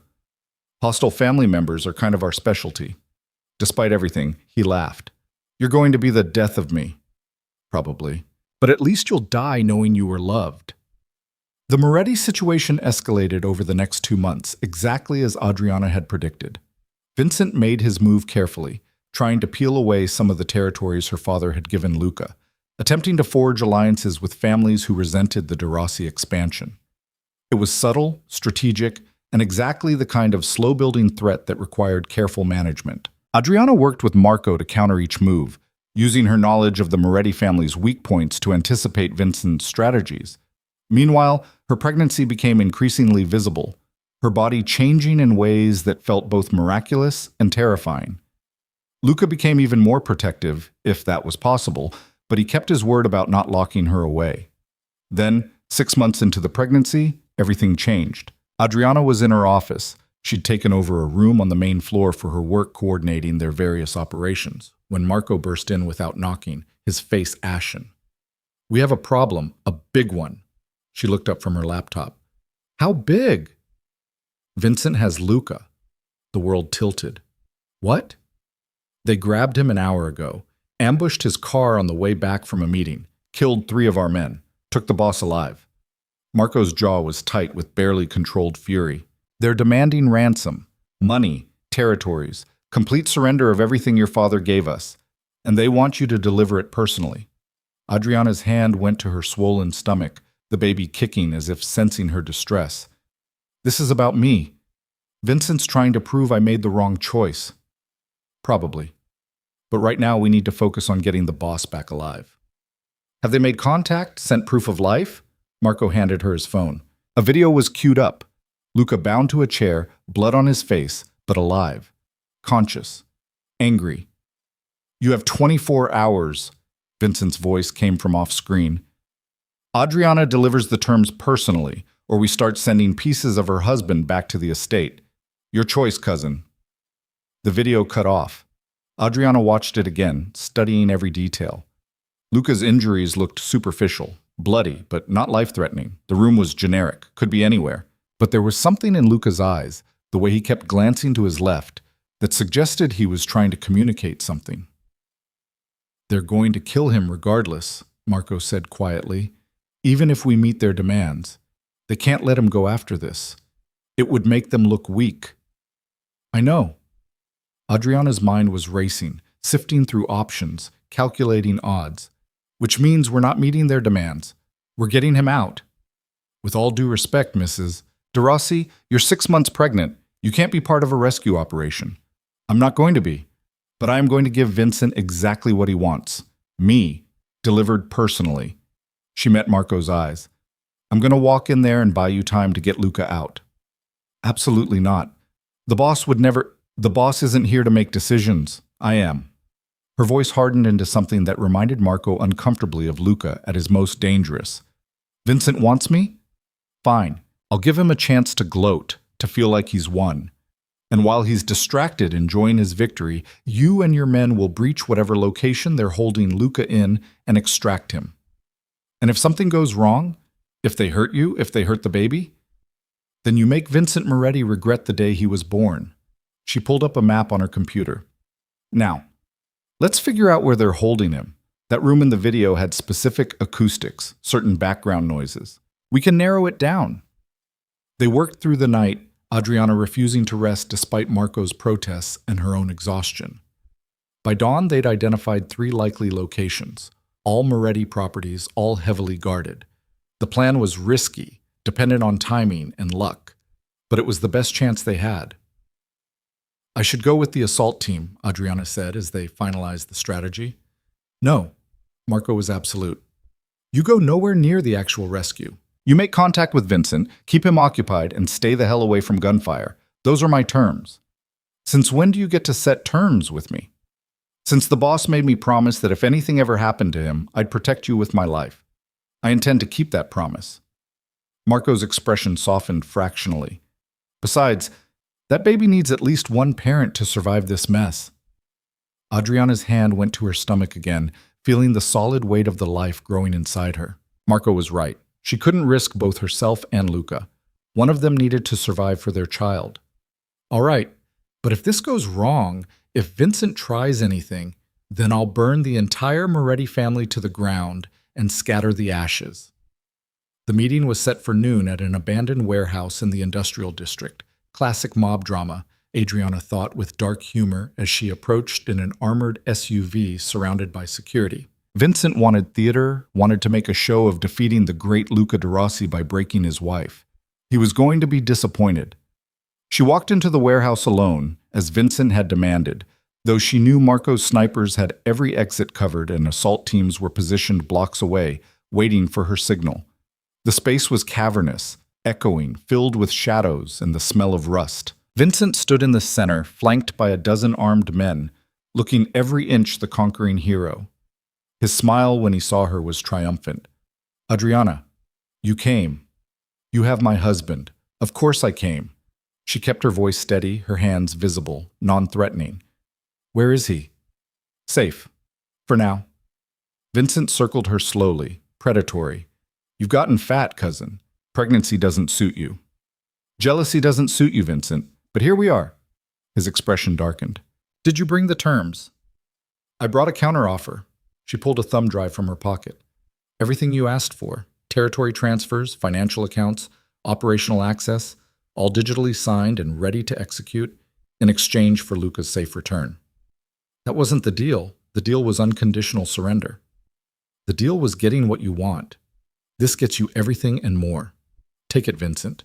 Walk away rich and powerful. Or refuse and watch your entire family burn for kidnapping Luca de Rossi. He snatched the drive from her hand, motioned to one of his men to verify its contents. While they worked, Adriana counted seconds in her head. Marco needed 10 minutes to get into position. She'd been here for 3. This isn't about money or territory, Vincent said quietly, moving close enough that she could smell the expensive cologne he wore. This is about respect. About showing the world that the Morettis are not to be dismissed, that we don't let insults go unanswered. What insult? I declined your offer. That's not an insult, it's a business decision. You chose him over family. You chose your husband over your blood. His hand shot out, gripped her jaw hard. That's unforgivable. Adriana didn't flinch. You think blood makes family? You think sharing DNA obligates me to support your petty power plays? She jerked her chin free. Luca gave me more respect in 6 months than the Morettis gave me in 22 years. That's why I chose him. Not because he's my husband, because he's my partner. How touching. Vincent's smile was cruel. Too bad you'll never see him again. Warning bells screamed in Adriana's mind. What? Did you really think I'd let him live? Did you think I'd pass up this opportunity? He gestured to his men. Luca de Rossi dies today, and you're going to watch. 7 minutes. Marco needed 3 more minutes. You kill him, and you start a war you can't win, Adriana said, stalling. Every family in Chicago will come after you. The DeRossi organization will never stop hunting you. Let them try. By the time they mobilize, I'll have consolidated power. I'll have their territories, their operations, their money. And I'll have you, the grieving widow, forced to marry her cousin to unite the families. It's poetic, really. Bile rose in Adriana's throat. You're insane. I'm ambitious. There's a difference. He nodded to one of his men who pulled out a phone and dialed. Bring him in. The warehouse's side door opened. Two of Vincent's men dragged in a bound figure, threw him to the concrete floor. Luca, bloodied and beaten, but alive. His eyes found Adriana immediately, blazing with fury and fear. Adriana, get out of here! One of Vincent's men hit him, silencing him. Adriana took a step forward, every instinct screaming to run to him, but Vincent grabbed her arm. You stay right here. You watch this. 9 minutes. 1 more minute. Vincent, please. I'll do whatever you want. Just don't hurt him. Now you beg? Now you show proper deference?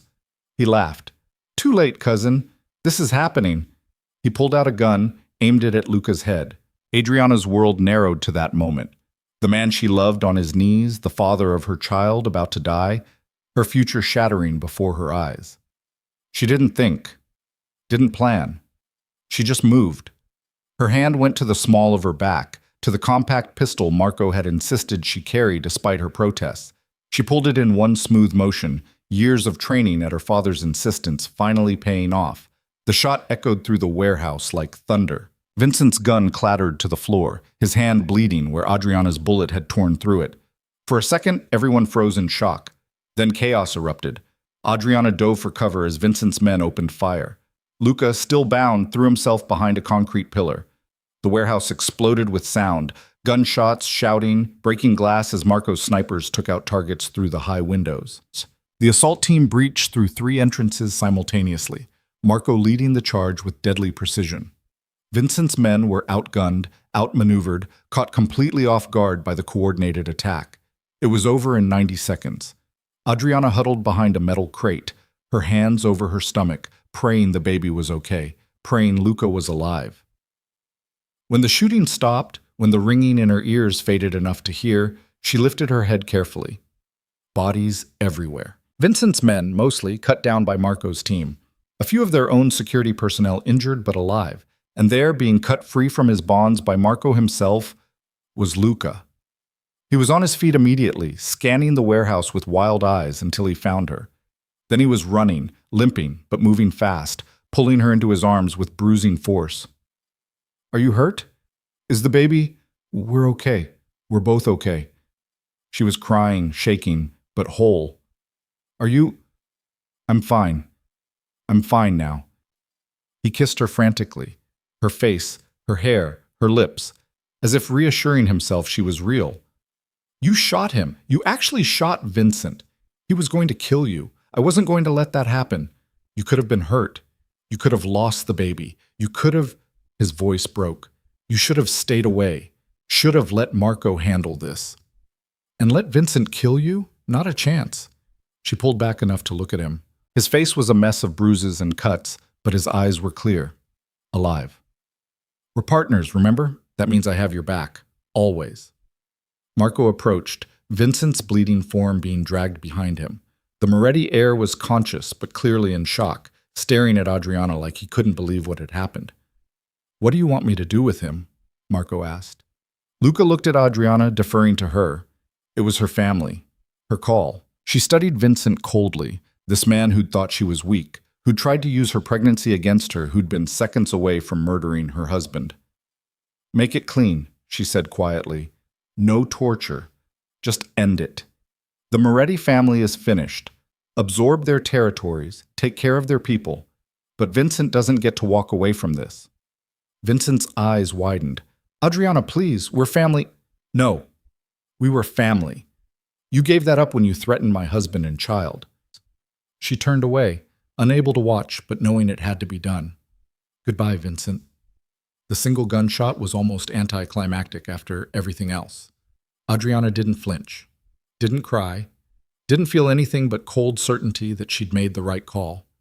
Luca wrapped his arm around her, guided her toward the exit. Let's go home. The drive back to the estate was silent, both of them too wrung out for words. Adriana's hands wouldn't stop shaking, adrenaline and fear catching up with her now that the immediate danger had passed. Luca held one of her hands the entire way, his grip gentle despite the violence they'd just survived.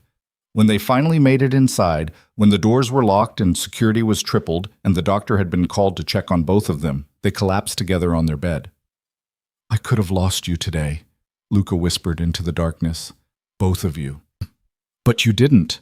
We survived. We won." "At what cost?"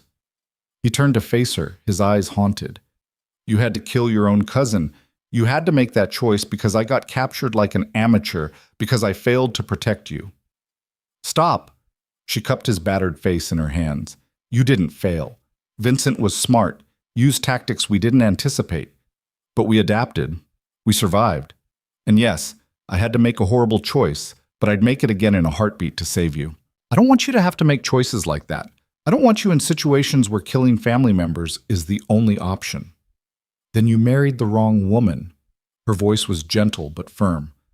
"I'm not fragile, Luca. I'm not innocent. I was raised in this world, trained for it, built for it.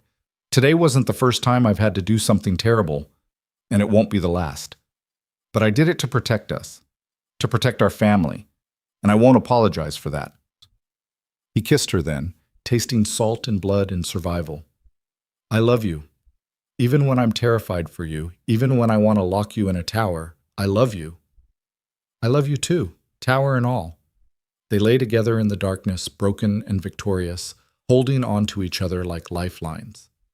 Outside, their empire continued its work, Marco coordinating the absorption of Moretti territories, security ensuring no other threats could reach them, the machinery of power grinding forward. But in this moment, in this bed, they were just Luca and Adriana, husband and wife, partners who'd faced death and chosen each other, again and again, no matter the cost. The baby kicked, a solid thump against Adriana's ribs. Luca's hand went immediately to her stomach, his expression transforming from haunted to wondering. "Strong," he murmured, "like her mother. Or him. Doesn't matter. Either way, this kid's going to be unstoppable." He pressed a kiss to her belly, and completely terrifying. Adriana laughed despite everything, the sound surprising them both. "Fair warning, if our daughter inherits my stubbornness and your strategic mind, Chicago doesn't stand a chance. Chicago's already doomed. We've seen to that." They fell asleep like that, wrapped around each other and their unborn child, survivors of a war that had tested everything they'd built. Tomorrow would bring new challenges, new threats, new battles to fight. But tonight, they had each other. And that, Adriana thought, as sleep finally claimed her, was more than enough. Winter arrived early that year, blanketing Chicago in snow that made the world look clean and new. 3 months had passed since the confrontation with Vincent. 3 months of relative peace that felt almost surreal after the chaos that had defined their first year of marriage. The Moretti territories had been absorbed smoothly, their remaining family members either swearing loyalty to the De Rossis or quietly relocating to other cities. Marco had handled it all with his usual efficiency, and the other families had taken note. Attacking the De Rossis came with consequences too severe to contemplate. But peace in their world was always fragile, and Adriana knew better than to trust it completely. She was 9 months pregnant now, enormous and uncomfortable and counting the days until she could meet the tiny person who'd been using her ribs as a punching bag. The nursery was ready, decorated in soft creams and golds, state-of-the-art security, every possible precaution taken. Luca had become even more impossibly protective, barely letting her out of his sight, insisting she rest constantly despite her protests that she was pregnant, not dying. "You need to sit down," he said for the 100th time that morning, finding her in her office reviewing shipping manifests. "I need to finish this analysis before the meeting with the Harbor Commission." "Marco can handle it." "Marco has his hands full with the expansion into the south side. I'm handling the harbor." She didn't look up from her laptop, knowing if she did, she'd see that expression on his face, the one that was half concern, half pure terror that something would happen to her or the baby. "Adriana, Luca, I love you. But if you tell me to sit down one more time, I'm going to throw this laptop at your head." She finally met his eyes, softening the threat with a smile. I'm fine. The baby's fine. I have 3 weeks until my due date. I can still work. He crossed to her, knelt beside her chair, placed his hands on her swollen belly. The baby kicked immediately, and his expression transformed into that wondering smile he got whenever he felt movement. I know you're fine. I know you're the strongest person I've ever met. But humor me anyway? He kissed her stomach, then looked up at her with those dark eyes that still made her heart skip. Let Marco handle the harbor commission. Spend the day resting. Please? It was the please that got her. Luca de Rossi didn't say please often, and when he did, it meant he was genuinely worried. All right, but only because you asked nicely. She saved her work and closed the laptop. What did you have in mind for this rest day? Actually sitting down, for starters. Maybe reading one of those pregnancy books the doctor gave you. Eating something other than the coffee and dry toast you had for breakfast. His hand traced gentle circles on her belly. Maybe letting me take care of you for once instead of trying to run the entire organization while 9 months pregnant. Where's the fun in that? The fun is in not going into premature labor because you're too stubborn to slow down. He had a point, much as she hated to admit it. The past few weeks had been exhausting, her body demanding rest while her mind insisted there was too much work to do. She'd been pushing herself too hard, and they both knew it. Fine, you win. I'll rest today. She let him help her to her feet. No easy task given her current size. But tomorrow, I'm back to work. We have the meeting with the Salvatores, and I need to be there for that. We'll see. Luca, we'll see how you're feeling tomorrow. One day at a time, Tesoro. She wanted to argue, but a sudden sharp pain low in her abdomen made her gasp instead. Luca's hands were on her immediately, steadying her. What's wrong? Is it the baby? Just Braxton Hicks. The doctor said they're normal. But even as she said it, another contraction rippled through her, stronger this time. Or maybe not Braxton Hicks. Luca's face went white. You're in labor. I don't know. It could just be false labor. The doctor said. Another contraction cut her off. This one strong enough to double her over. Okay, maybe actual labor. The estate exploded into controlled chaos. Maria appeared with a pre-packed hospital bag. Marco coordinated security for the trip. The doctor was called and promised to meet them at the hospital. Luca transformed from overprotective husband into efficient crime boss, barking orders while never letting go of Adriana's hand. This is too early, he kept saying as they helped her into the armored SUV. You have 3 more weeks. The baby's not supposed to come yet.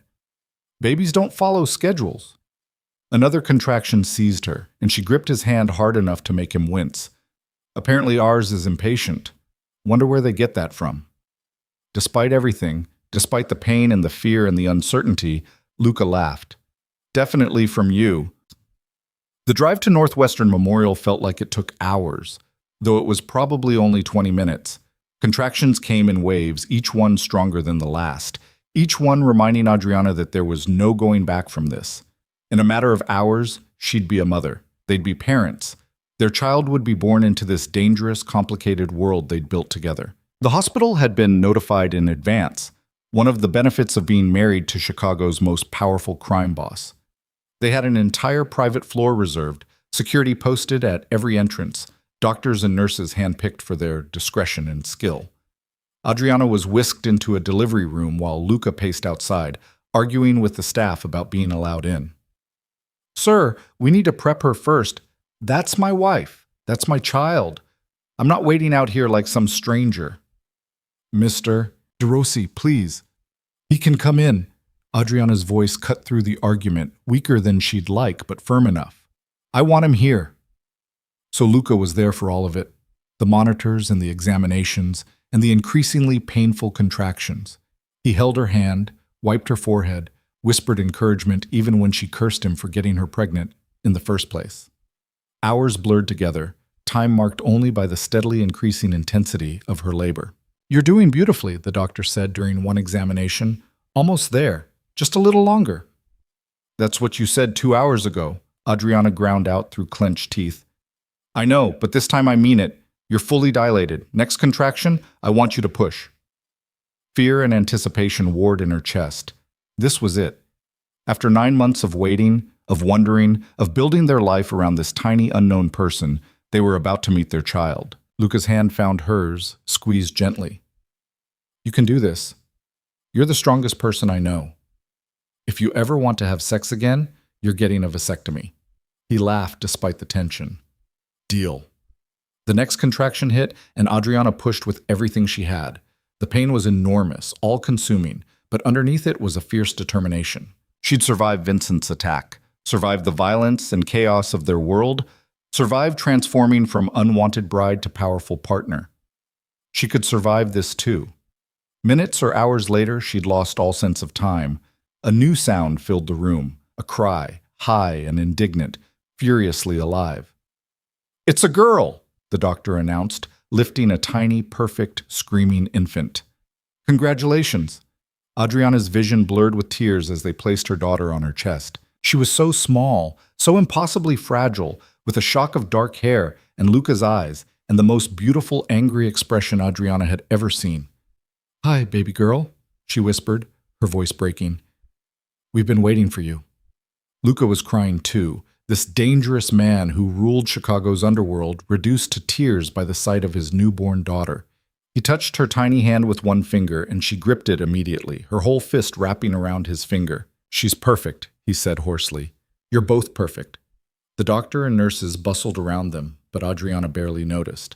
Her entire world had narrowed to this moment, her husband beside her, her daughter in her arms, the family they'd fought so hard to build finally complete. "What should we name her?" Luca asked. They'd discussed names for months, but never settled on anything definitive. Looking at her daughter now, feeling the solid weight of her, Adriana knew exactly what her name should be. "Elena, like your mother." She looked at Luca, saw understanding and gratitude wash over his face. "Elena Sofia de Rossi." "It's perfect." He kissed Adriana's forehead, then pressed the gentlest kiss to Elena's tiny head. "Welcome to the family, little one. We're going to keep you safe, always." The first few days passed in a blur of feedings and diaper changes and visitors carefully vetted by Marco's security team. Elena was a good baby, alert and curious, with a temper that showed itself whenever she was hungry or uncomfortable. She had Luca wrapped around her tiny finger within hours. This man who commanded absolute obedience from dangerous criminals rendered completely helpless by a 7-pound infant. "I can't believe how small she is," he said one night, holding Elena while Adriana tried to get some sleep. "How does something this small even exist?" "Very carefully," Adriana murmured, too exhausted to fully open her eyes. "And loudly, when she wants food." As if on cue, Elena began to fuss. Luca tried to soothe her, but she was having none of it.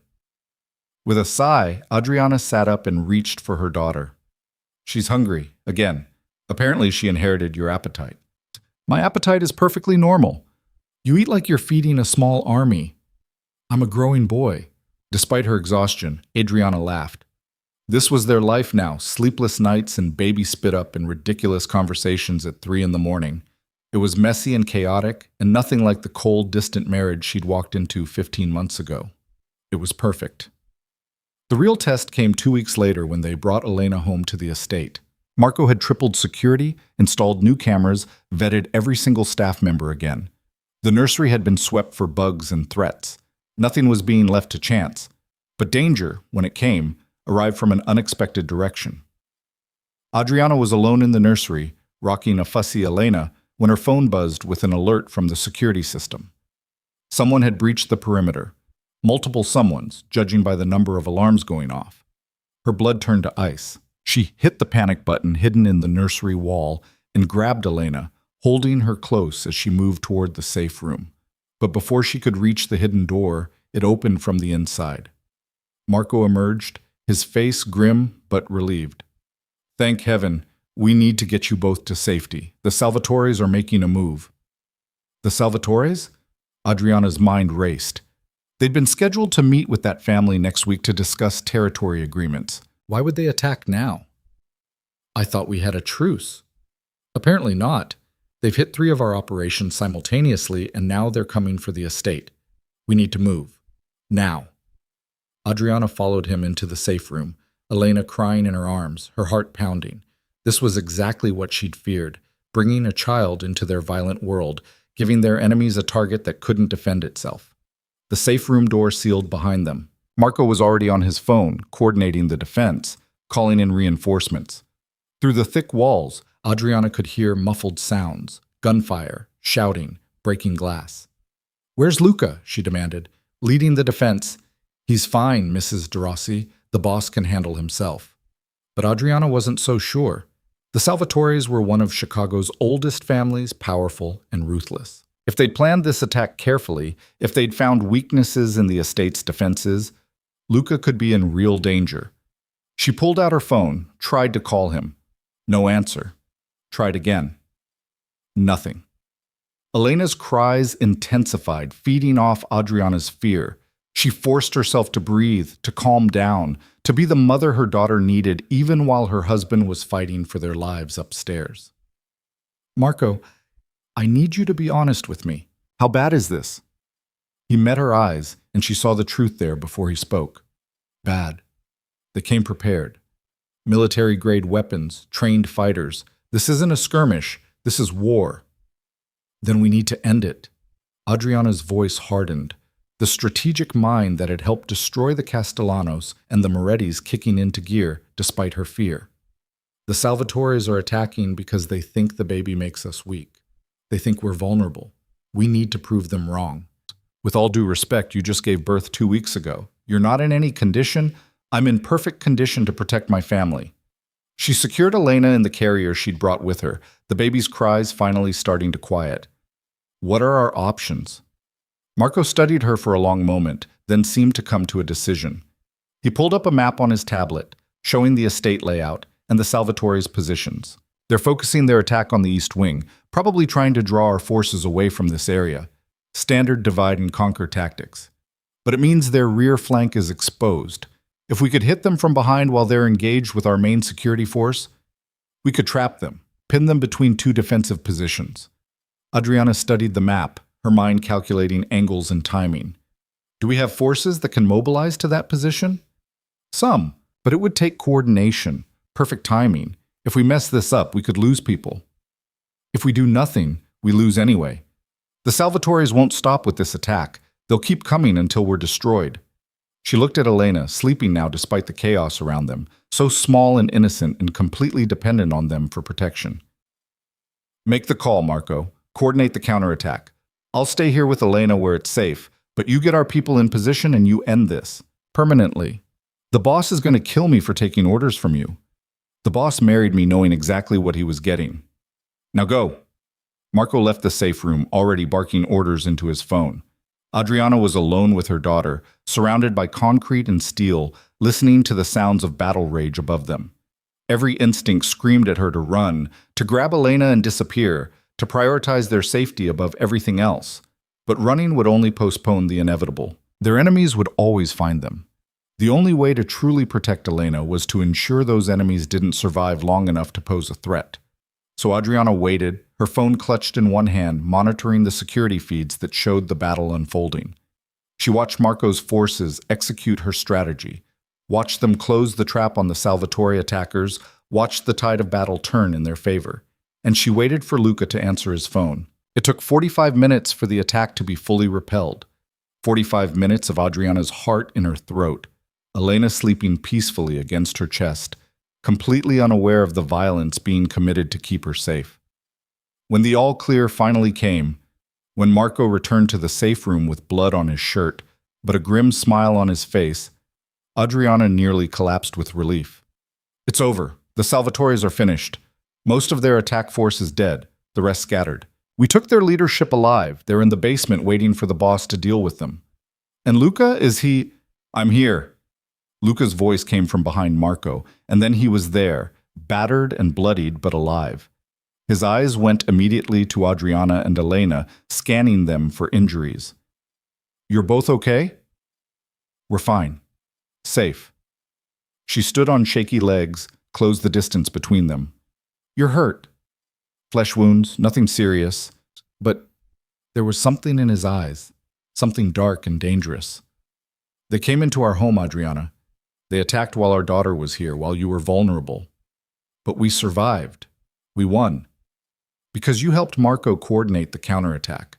He cupped her face in his bloody hands. I heard the recordings.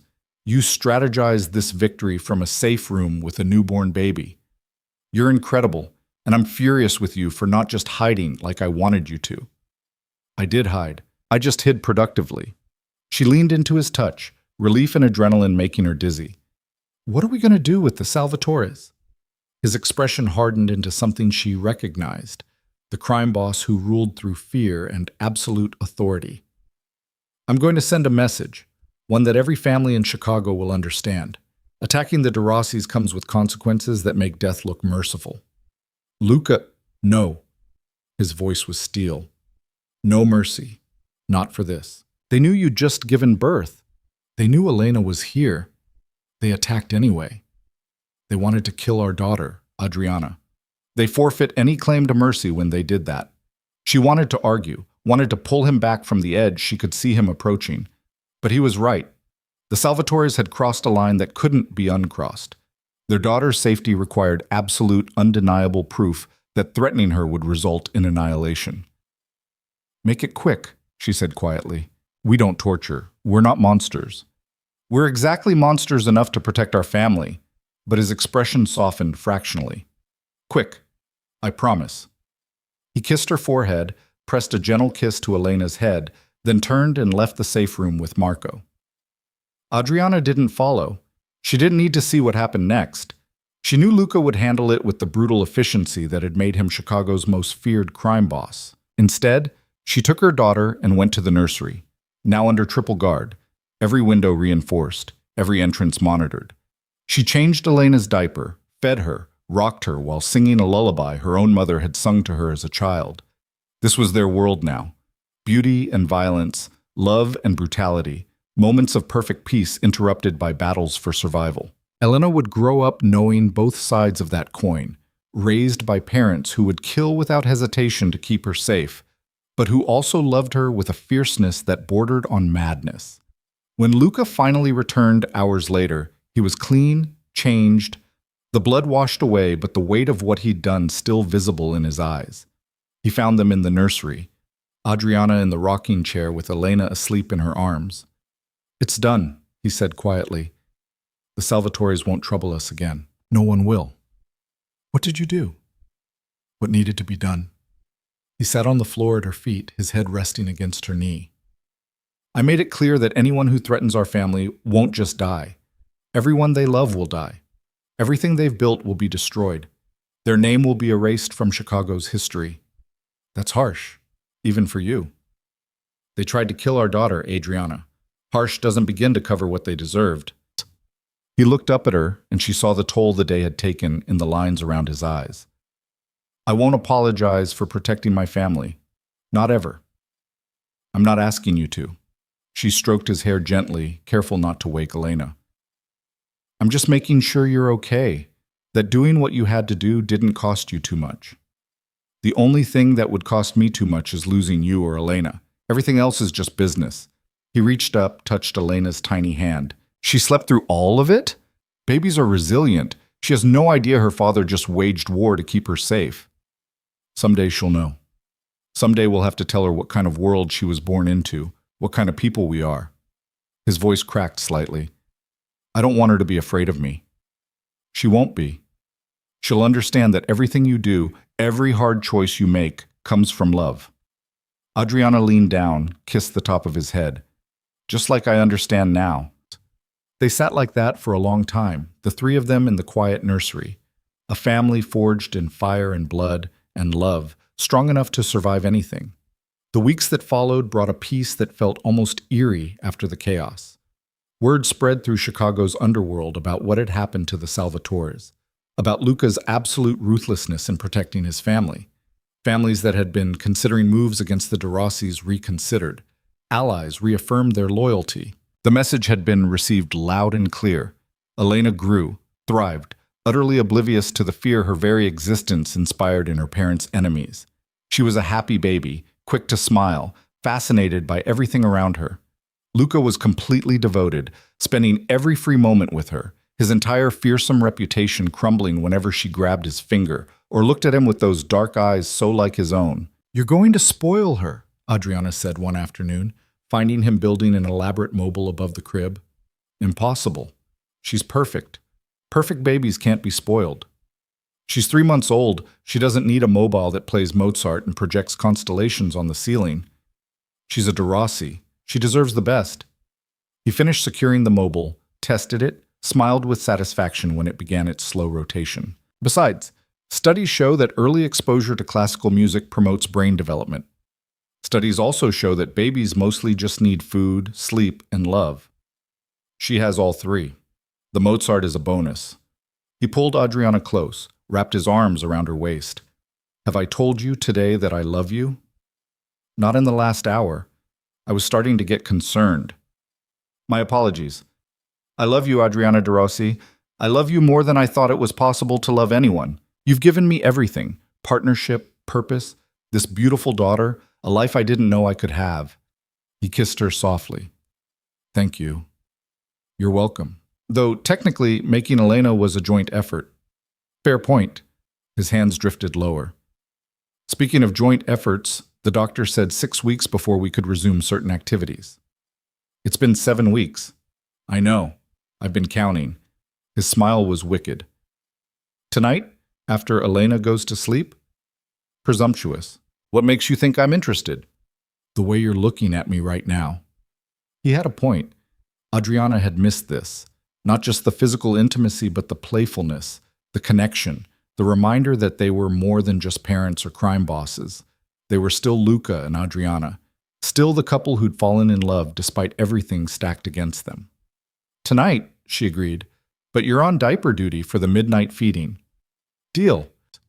That night, after Elena was asleep and the estate was quiet, they rediscovered each other with a tenderness and passion that had only deepened over the past year. Every touch was a promise, every kiss a reaffirmation of what they'd built together. When it was over, and they lay tangled in their bed, sweaty and satisfied and completely content, Adriana felt something settle in her chest.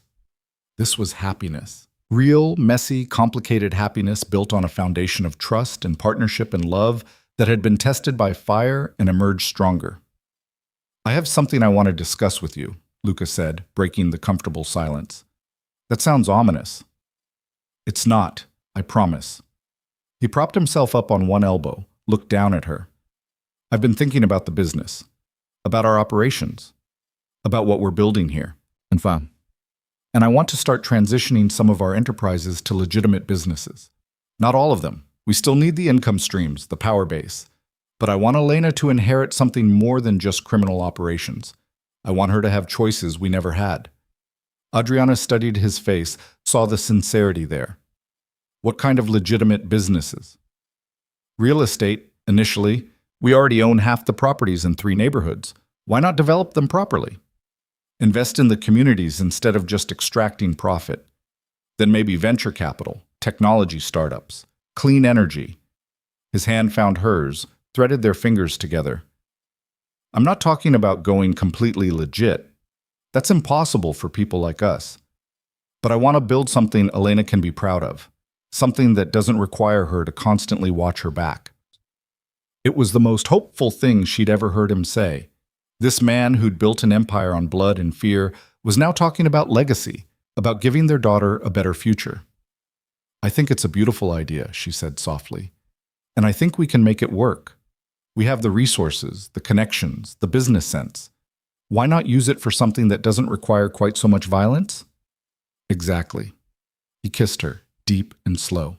We'll still maintain our core operations, still protect our territories. But gradually, over the next decade, we shift. We build something sustainable. Something Elena and her children and their children can inherit without the constant threat of assassination. Planning that far ahead? You're getting soft, De Rossi. I'm getting smart. There's a difference. He pulled her closer. I used to think love made you weak, that caring about people gave your enemies leverage, but you've taught me something different. Love doesn't make you weak. It makes you strategic. It gives you something worth protecting, worth planning for, worth building toward. Look at you, getting philosophical. Fatherhood changes a man. He pressed a kiss to her forehead. So does having a wife who refuses to let him stagnate in the same patterns that destroyed previous generations. They fell asleep talking about the future, business plans and investment strategies and dreams for their daughter. It was a far cry from their first night together, when Luca had performed his duty and then retreated to his own room. Now they couldn't imagine sleeping apart, couldn't fathom a life that didn't include whispered conversations in the dark, and hands finding each other even in sleep. The transformation took time. Over the next year, they began carefully diversifying their portfolio. Luca's genius for strategy translated well to legitimate business, and Adriana's ability to read people made her invaluable in negotiations. They bought failing businesses and turned them around, invested in community development projects, established a foundation that funded education and job training in the neighborhoods they'd once simply controlled through fear. It wasn't easy. The other families watched their moves with suspicion, uncertain whether the de Rossis were truly going legitimate or simply finding new ways to consolidate power. Some saw it as weakness and made moves to test their defenses. Those families learned quickly that the de Rossis' transition to legitimate business hadn't made them any less dangerous when threatened. But gradually, the balance shifted. Their criminal enterprises still existed. They'd never be able to completely leave that world, but they became a smaller percentage of their overall operations. Luca went to board meetings as often as he went to territory negotiations. Adriana spent as much time reviewing startup pitches as she did coordinating security operations. And Elena grew, oblivious to the careful tightrope her parents were walking. She took her first steps in the library where Adriana had once hidden from her husband. She said her first word, Dada, much to Luca's delight, and Adriana's mock outrage, in the study where they'd planned the downfall of their enemies. She was surrounded by love and protection, raised by parents who would destroy anyone who threatened her, but who also read her bedtime stories and sang silly songs, and made sure she knew she was cherished.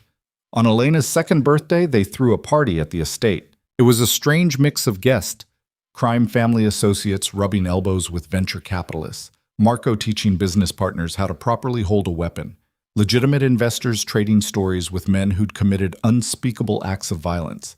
It was their world in microcosm, the old and the new existing side by side.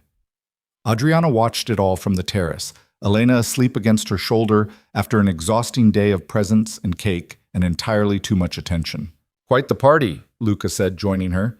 He wrapped his arms around both of them, his chin resting on top of Adriana's head. "Quite the life," she corrected. 2 years ago, I was marrying a man who didn't want me, walking down an aisle toward a future I couldn't imagine. Now look at us. Do you regret it? Any of it? She considered the question seriously, thought about everything they'd been through, the coldness and distance of their first months, the violence and danger, the hard choices and terrible losses. She thought about Vincent dying by her order, about the Salvatores who'd threatened their daughter, about every dark moment that had brought them to this point. "Not for a second," she said finally. "Every terrible thing, every hard choice, every moment of pain, it all led here. To this life, to you, to Elena. I wouldn't change any of it. Even the part where I was an idiot who tried to keep you at arm's length. Especially that part. It made the moment you finally let me in that much sweeter." She turned in his arms, careful not to wake Elena. "I love you, Luca de Rossi. I loved you even when you didn't want me to. I love you now. I'll love you when we're old and gray and Elena's running whatever empire we leave her." "I love you too," he kissed her softly. "More than I knew I could love anyone. You took a marriage that was supposed to be a business transaction and turned it into the best decision I've ever made. We made it the best decision, together." Below them, the party continued. Marco was arguing good-naturedly with someone about proper scotch. Music drifted through the open windows, and their world, messy and complicated and perfect, spun on. Years later, when people asked how the great Luca de Rossi had transformed from feared crime boss to respected business mogul, when they wondered how he'd managed to transition his empire from criminal to legitimate, he'd smile that dangerous smile and give them a simple answer. "I married the right woman, but because that was the truth." Adriana hadn't just been the catalyst for change. She'd been his partner in every sense of the word.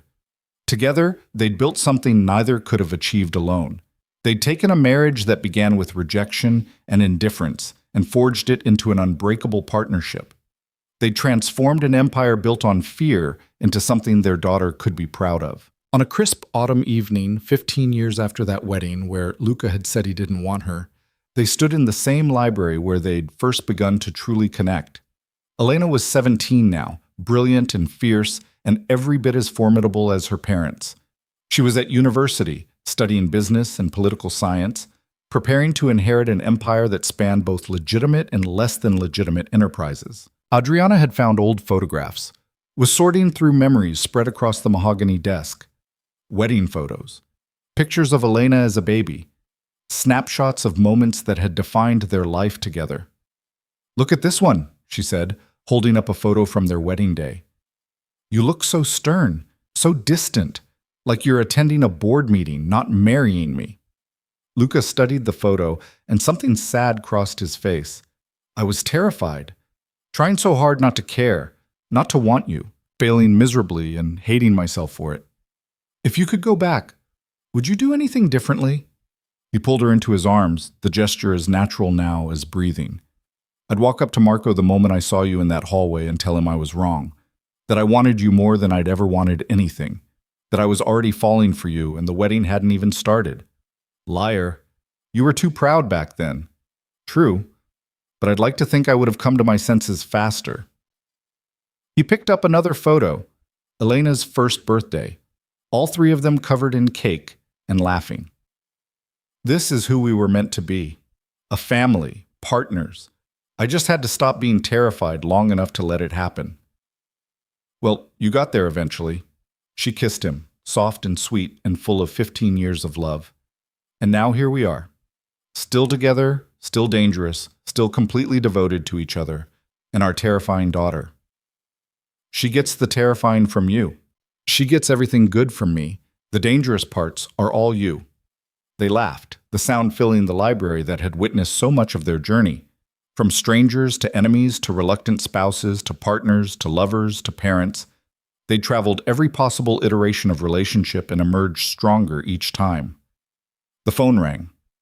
Business, always business, even after all these years. But Luca ignored it, pulled Adriana closer, kissed her like they had all the time in the world. Because they did. They'd built something that would last. Not just an empire, but a love story that had started with rejection and transformed into the kind of partnership people wrote legends about. They'd proven that arranged marriages could become real ones, that business transactions could evolve into genuine devotion, that love could bloom even in the darkest soil. And when their story was told in the years to come, when people spoke of the De Rossi Empire and how it rose to prominence, they'd talk about strategy and business acumen and ruthless efficiency. But those who really knew them, who understood the foundation everything was built on, would tell a different story. They'd tell about a woman who heard her future husband say he didn't want her and chose to fight for him anyway. About a man who tried to protect himself from love and failed spectacularly. About a marriage that shouldn't have worked but became the greatest partnership Chicago had ever seen. They'd tell about Adriana and Luca De Rossi, the bride who wasn't wanted, and the boss who learned to love. And they'd know that everything they built, every business, every victory, every moment of happiness, started with those 7 words Adriana overheard in a marble hallway. "I don't want her. I never did." 7 words that could have destroyed them. 7 words that instead became the foundation of something unbreakable. Because Luca had been lying, even to himself. He'd wanted her from the first moment. He'd loved her before he knew what love was. He'd needed her before he could admit it. And Adriana? She'd taken a man who didn't think he wanted her and made him unable to imagine life without her. That was power. That was victory. That was love. And in the end, it was everything that mattered.